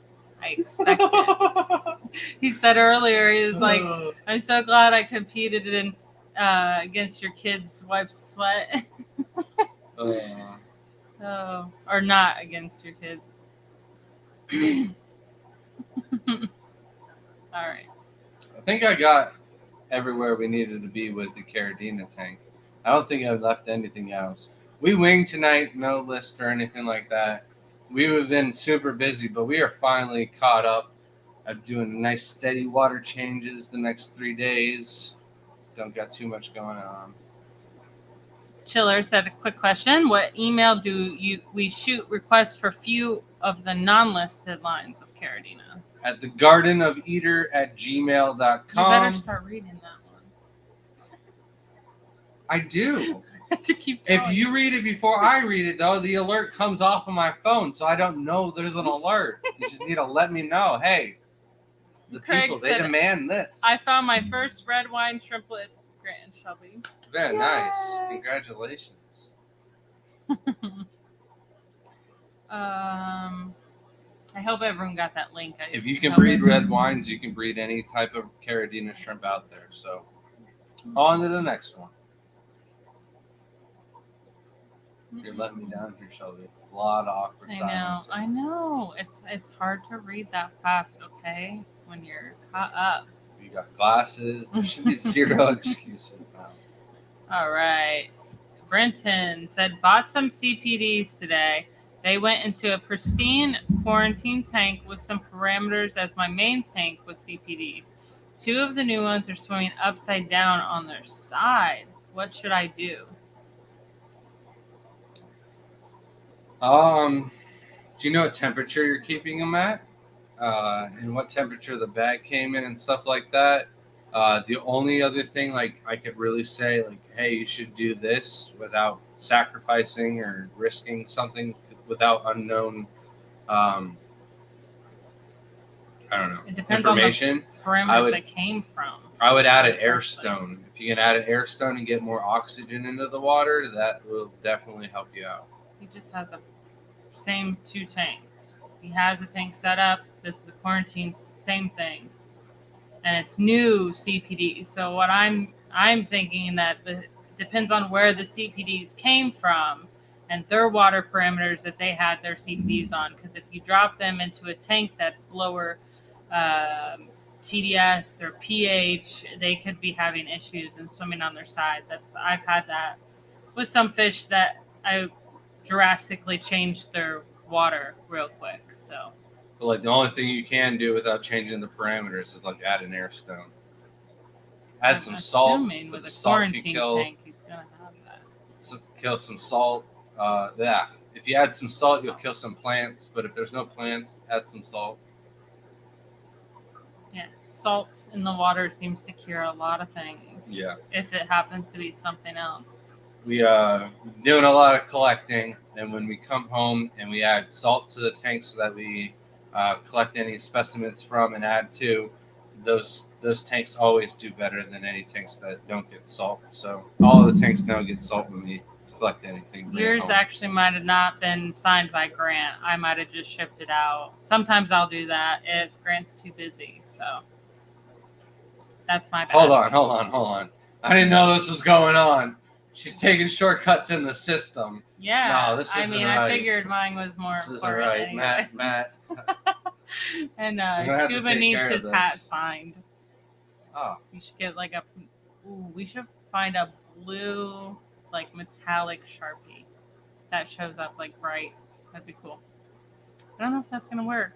I don't know. Black hat might be hard to sign. I'd have to sign it like on the TGOE. Now you got to do a lot of autographs apparently. So Aaron, oh, see, I saw this earlier. Okay, Aaron's water buddies. Why do my shrimp hide when the lights are on? Might be too bright of light, and it depends on the substrate too. It might be too bright in the tank. Because I see your logo shows white substrate. So if it's white and Bright it's light. reflecting, then yeah, that's exactly what Shelby's going It's on. almost like going on, when you go to the beach and it's bright and sunny and it's white sand and you're just like, my eyes. That's exactly what your shrimp are doing in that tank right now. My eyes. And they can't blink like we do, so they are extra stressed. So I would just try to lower the light a little bit or add a crap ton more plants. It might Or help if there's them a any little fish, that's why. bit. Raise the light's also really good. Any fish in the tank can cause your shrimp to do that as well. If you have Sulawesi shrimp, add some snails, they might come out a little bit. No, I'm never going to be nice to Grant. He has chose this. It's his choice. Dee Dee said, what was that about Mulala? So the Malala shrimp are like the ugly duckling of the Sulawesi world. Not a lot of people want them when they want to set up a Sulawesi tank, but they do find in Neo tanks. So She said she needs to have it to complete the 5 types in a tank. That's a good idea. as soon as it warms up a little bit, we'll be able to ship them out. It's No, warm any enough down orange here eye in is Florida. welcomed here, Nate. Any orange eye is welcomed in this house. This is, those are not in You're dying here. I know. Shelby. I'm trying to think. My brain malfunction. They're not living rent free. Right. Oink, he said, I apologize if, did I miss the question? How dare you? Yeah, right here. Da da da da da. Boom. Oh no. No, it just says hi. Oh.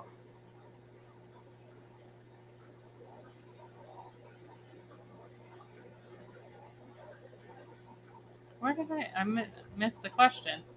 Or maybe we can't see it on our end. I'm sorry. Crypt Keeper can see the question. Ask It's me. not a stupid question. I just probably didn't see it. Shelby's the only one that has those What? stupid questions. Stop.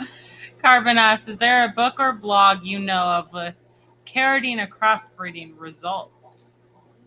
That's a cool idea. We should do that on our Facebook page.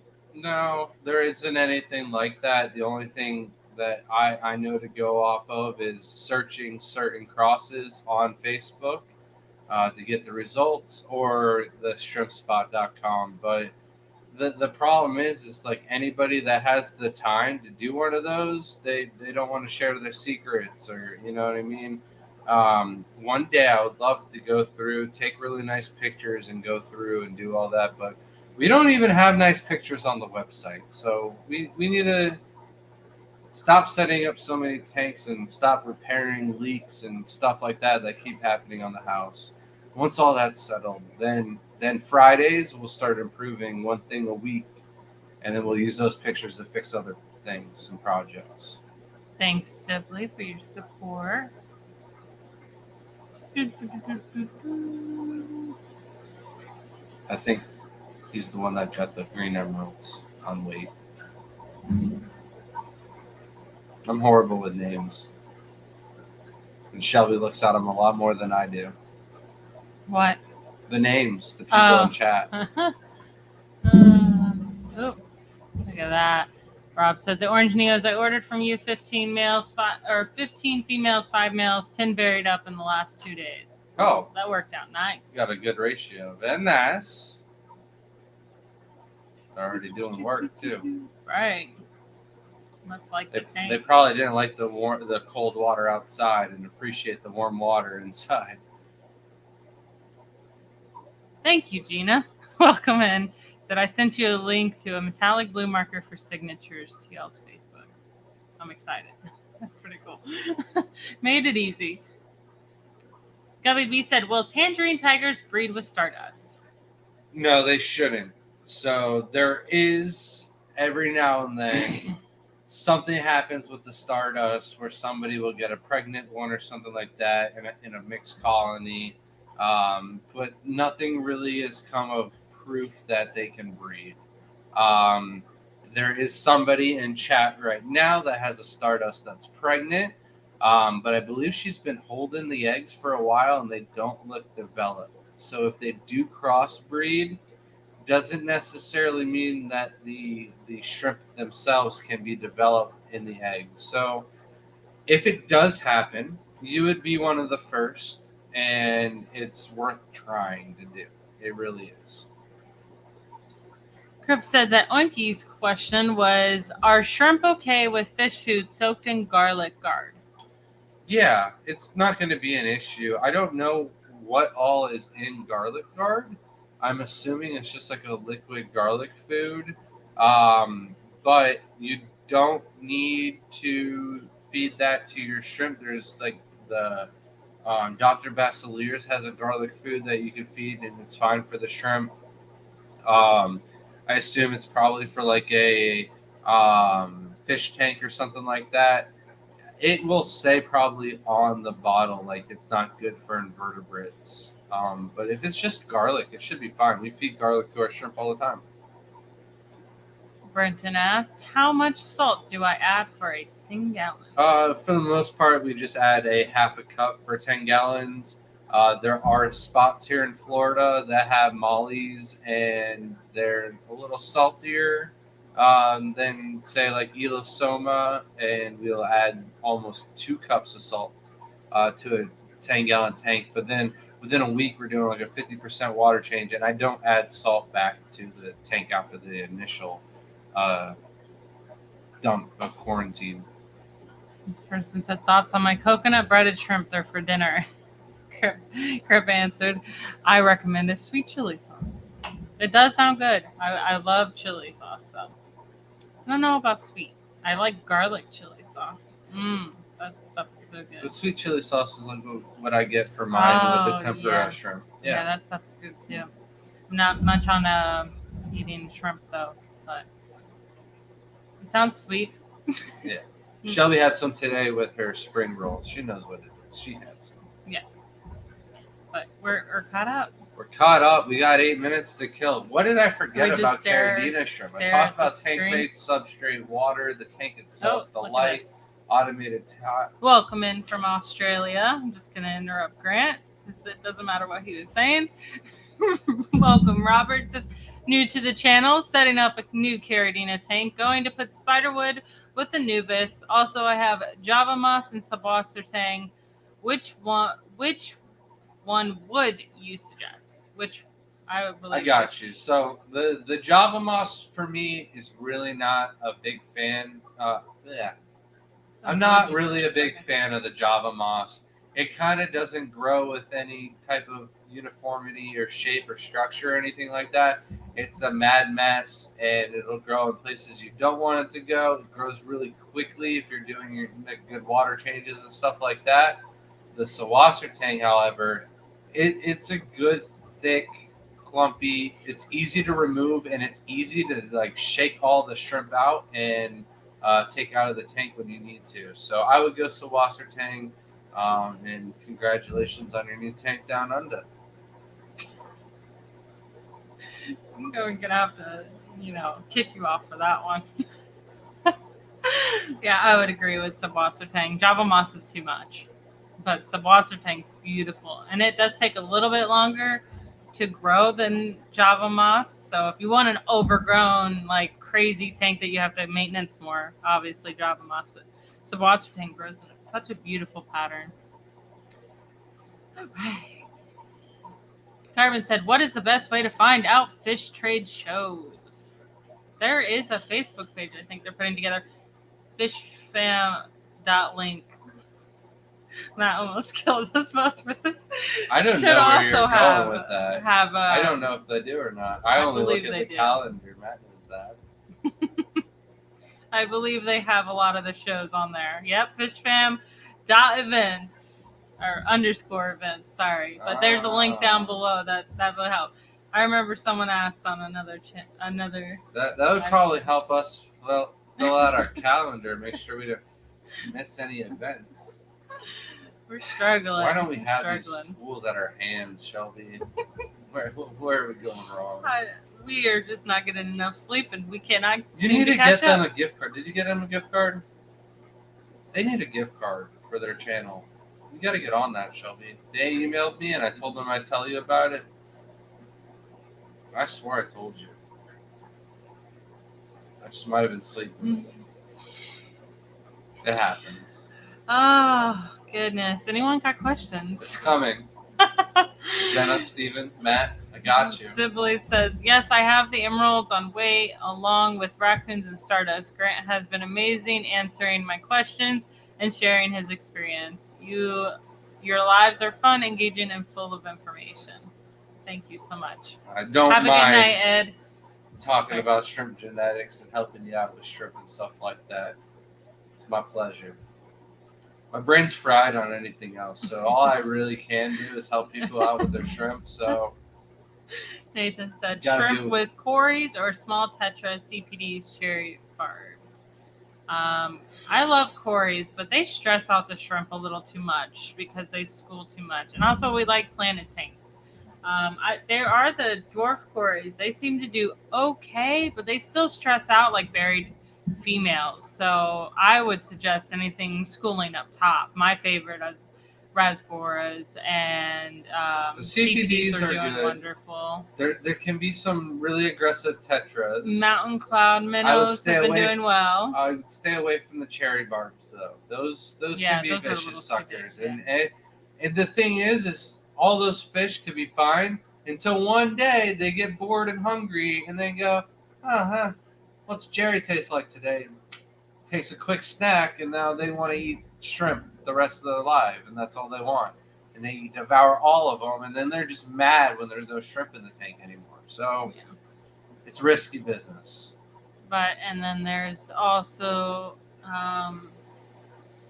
I have peacock gudgeons in with, which is really weird because they are more towards like the bottom and they kind of hang and hover around. But if you have enough plants, like I'm breeding the crap out of wilds in that tank. It's my coal tank. I just kind of throw everything and see some fun stuff come out. Eventually, it's not going to be any color in there, but who knows? But they're enjoying it. It seems like they're breeding okay. It does slow down breeding. So if you are to breed for profit, I wouldn't suggest no fish at all. I would just do shrimp. Gina said, I found shrimplets in my tank this morning from the fire reds I got from you guys. Nice. That's so rewarding. I have all females in my fire red tank. I just No, realized. you don't. I Um, saw an ugly male today Yeah, I that called wanted them all to try. out. No, I'm Yeah. telling you, it was after after when we got all the bags and everything shipped out today. you don't even call, you're terrible.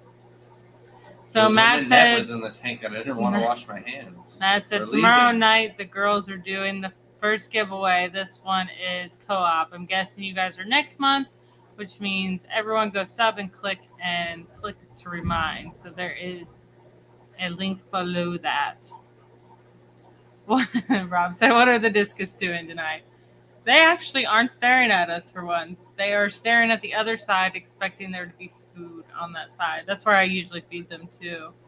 Or he does. I think the the other two side. of us have been feeding them enough that they're not hungry all the time now. So Yeah. He's been feeding them a lot. yeah, they're quite happy tonight. Nate said, ever have a bright yellow baby show up in a tangerine tiger tank before? Yes. I mean, yeah, but like for whatever reason, that bright yellow one will gain like orange color and stuff later on. Sometimes it's just a molt. I've tried to chase that yellow tangerine tiger dream, and I just don't have open tanks and time and space for it, and they kind of flop. 99% of the time, though, they're really dark orange. Yeah. When they're younger, they're usually that color, yeah. Their tank went out, or the light went out on the tank in the garage, but it's right next to the garage door light that comes on when you open up the garage door, and it illuminates the tank, and all you see are like these little glowing orange orbs walking across the substrate. So it's nice. Nathan said, okay, cool, thanks. I tend to feed heavy, so hopefully that'll keep the fish full. Yeah, I tend to feed heavy, and I think about throwing shrimp in all my other tanks, but some of them are going to definitely eat the shrimp. Oh man, They're really good cleaners for sure. And WB says, yeah, 12 quarries, 400. Blue Dreams still smashing them up. That's crazy. The other day we were in some the car. quarries are savages. The other day we were in the car, and one of the kids just goes, "Ricky, I'm like, oh my god." Nobody probably knows what I'm talking about except for the 6 Fish Club members that we've got going on that are watching tonight. Aaron Appreciate Waters, all 6 of you. he said, how many shrimplets can one female have in a clutch? I think like up to 45, maybe higher. Average is about 30, low end like 20, 25. Dee Dee asked, what do you feed your discus? The tetracolored granule pellets. That's what Dr. Anthony They're said granules. he fed his. Not granule pellets, they're granules. Tetracolored chocolate Extra granules. large granules. And then bloodworms. Yep. They like their bloodworms. Yep. And then Shelby feeds Bug Pro, and I'm sure they're eating some of the Bug Pro. But she says she's feeding it just for the rainbows. No, it's actually Aquamax that I've been feeding everything. I haven't touched the Bug Pro at all. So Aquamax seems to be doing fine. I got the two confused for the longest time. Spaghetti Nona says, what do you feed your peacock gudgeon fry, and do you remove them from a tank or parents from the tank? I only have males. I have a female in my tank, and she won't give me a male. Yeah, mine are all males. I just realized that today when like multiple of them were flaring up and very angry at each other. I'm probably just going to take it tomorrow when you're at work. Jack and your peacock. Life in Liquid says, hi, if I that came out so weird. Scoop some grass shrimp from a local lake, what should I treat for? Parasites. There's really nothing you can treat for. It's going to be survival of the fittest, and you're going to want to cull the parasites. So there's like these little tiny, I don't think they're isopods, they're not leeches. Man, I wish I knew what they were. Once upon a time, I figured out exactly what they were, but now I don't know what they are. But there's little tiny parasites that get stuck on them. There's little tiny worms that can get on the heads and stuff like that. If you look very closely and you don't see anything wrong with the shrimp, then you don't have to treat for anything. If you have all that other stuff, chances are it's best dump a lot of salt in there and hope for the best. I'm so excited I ordered my first Tangerine Tigers. Excited you're taking this step. They are very rewarding, that's for sure. I will never get sick of Tangerine Tigers. If I only could, someone forced me to have a shrimp for the rest of my life. Tangerine Tigers, I just think I would never get bored of. What about the Humboldt and the raccoons? You're killing I might me. get bored of them. Killing Argia said, and Keystone Clash is always watching you, Grant. Do you find anything particularly challenging about keeping discus? I consider myself still very new to the hobby, but someday I would like some. So when we were new to the hobby and we kept discus the first time, we did not do. I think shrimp's on the door. However, we did not do very well with them, but that's because we picked them from different locations and stores and put them in a tank, quarantining. But if you get a healthy colony, and you just need a good filtration system, so we actually have a. He's got to be tearing something up. No, he's just laying on the door like Coco used to do. It's the same noise. You can go check, and I'll answer this question if you want. You know what filtration we got for the discus? The canister filter. Yes, when we first did the discus, I had probably too many discus in the tank. They were smaller, so I thought I was all right. I also think I had some angelfish. I can't remember, but we also had a couple different kinds of plecos. See, I can't hear, but what I can hear, I know what I'm listening to. Okay. It's the snails against the door. We did a sponge filter. I had been doing water changes every few days or so. I don't know if I was doing them every day or every week, but I got into a routine and I stuck to it. And I did water changes every single day, like I always did, or not every day, every single time, like I always did. And one morning I woke up and all the fish in the tank were dead except for the plecos. So I don't know if one fish got dead, caused an ammonia spike, took out the rest of the fish, but now we just have overfiltration. There's a sponge filter, there's canister filter, like Shelby said. The canister filter is rated for 75 gallons. It's only a 55-gallon tank. So there's also a lot more plants in this tank, and it was really well cycled, and it has the pH buffering substrate where the other tank we did just regular gravel. So I think it's helping keep the pH a lot more stable. Carvin said, what do you feed your shrimp? We feed a mixture of the shrimps that are available on our website, as well as a few other. Yeah, we feed the shrimp that we sell on our website. The shrimp foods that we have available on the website. We rotate through all of them. We do have a couple others, like I mentioned, the Dr. Bastilier's garlic food. We have that in rotation and stuff like that. But for the most part, the Shrimp Envy and the Soy Ahoy, the Mineral Junkie, and the Dinner Pads have been our rotation for a couple months now. What's the stuff that looks like it has paprika or... The CSF, the Nettles food. Nettles, Yeah, that's stuff I like too. It breaks up real easily.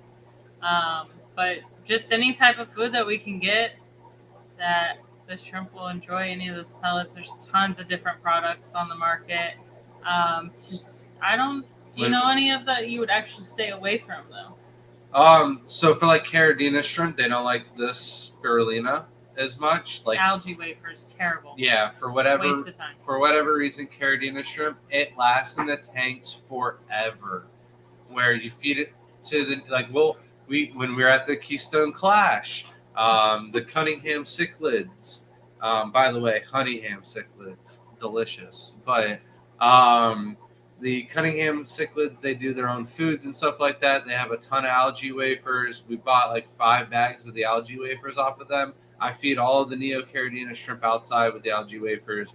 I broke up just to see if I was losing my mind or something. Broke off a small piece and threw it in the Tangerine Tiger tank in the bedroom. I did it like a week ago. The piece is still like 80% of what I threw in there is still in there now. So I avoid it for the Caridina shrimp, but most of the shrimp foods on the market are fine though. Hey Harley, late to the party. Sorry, it rhymed.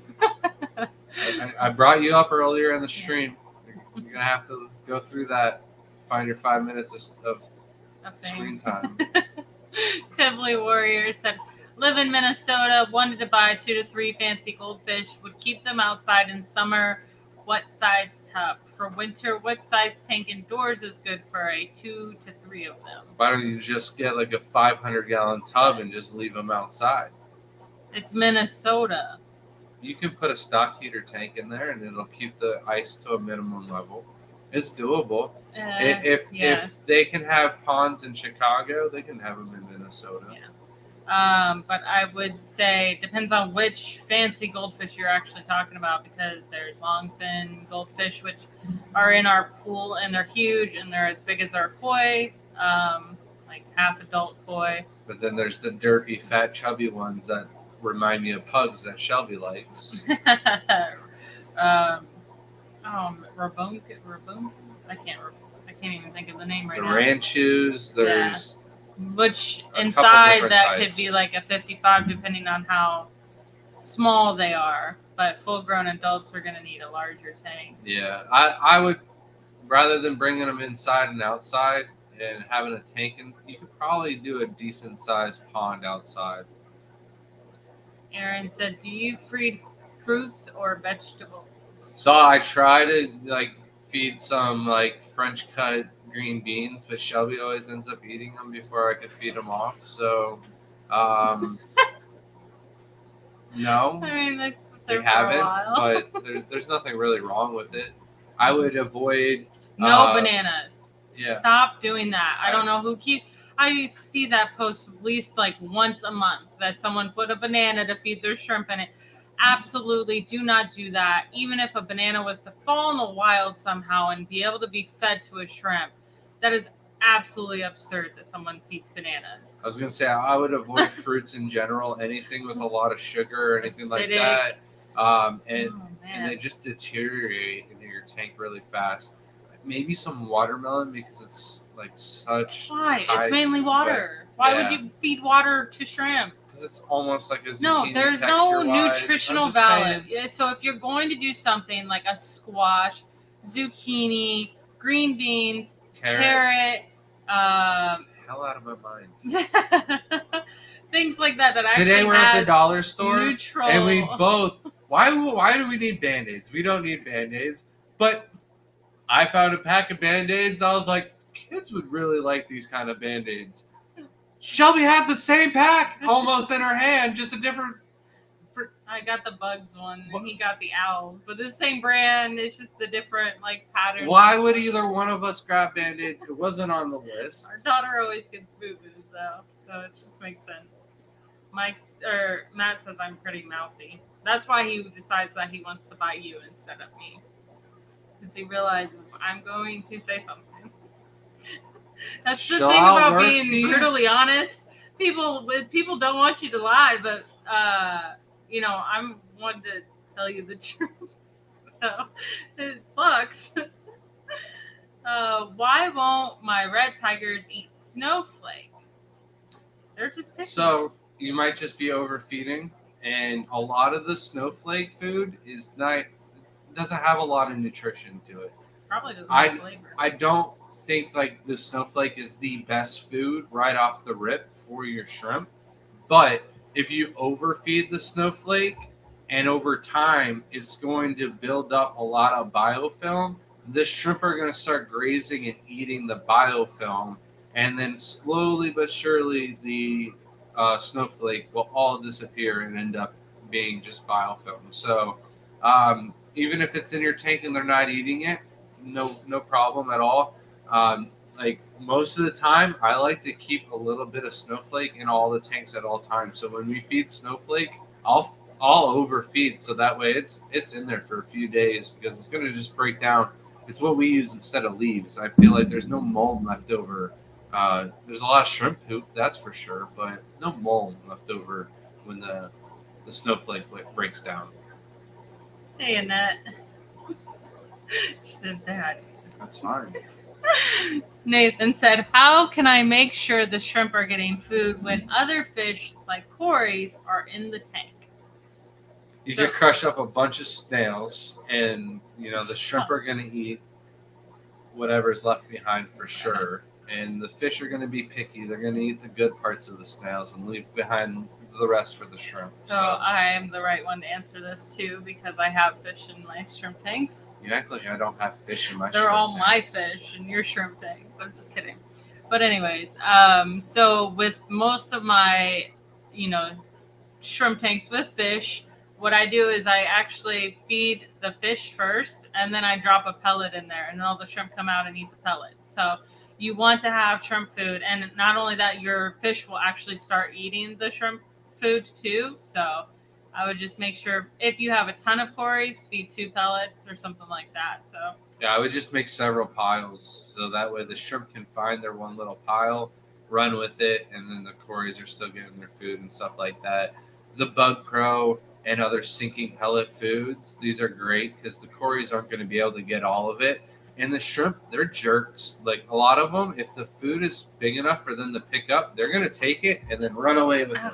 So that way it's theirs. There's nothing that you can really do about it. Oh no. Oinky had a 125-gallon flood. Yeah, we had a 90-gallon. No, 190-gallon tank flood. It was 190? It was 190. It was a 6 foot. Terrible. I won't let him get big tanks anymore. 2 foot tank. Traumatized. Yeah, Never buy a used tank, no matter how good the seal looks. Unless you're gonna totally redo the whole seal, because we're like, Stop it. this half looks great. Let's reseal that half, and then the half that looked great was the one that I think it's my broke the turn seal. to block Scuba Steve now. Because apparently he blocked me before. So I feed bananas to my shrimp each week, the whole peel and all. I can tell you he doesn't.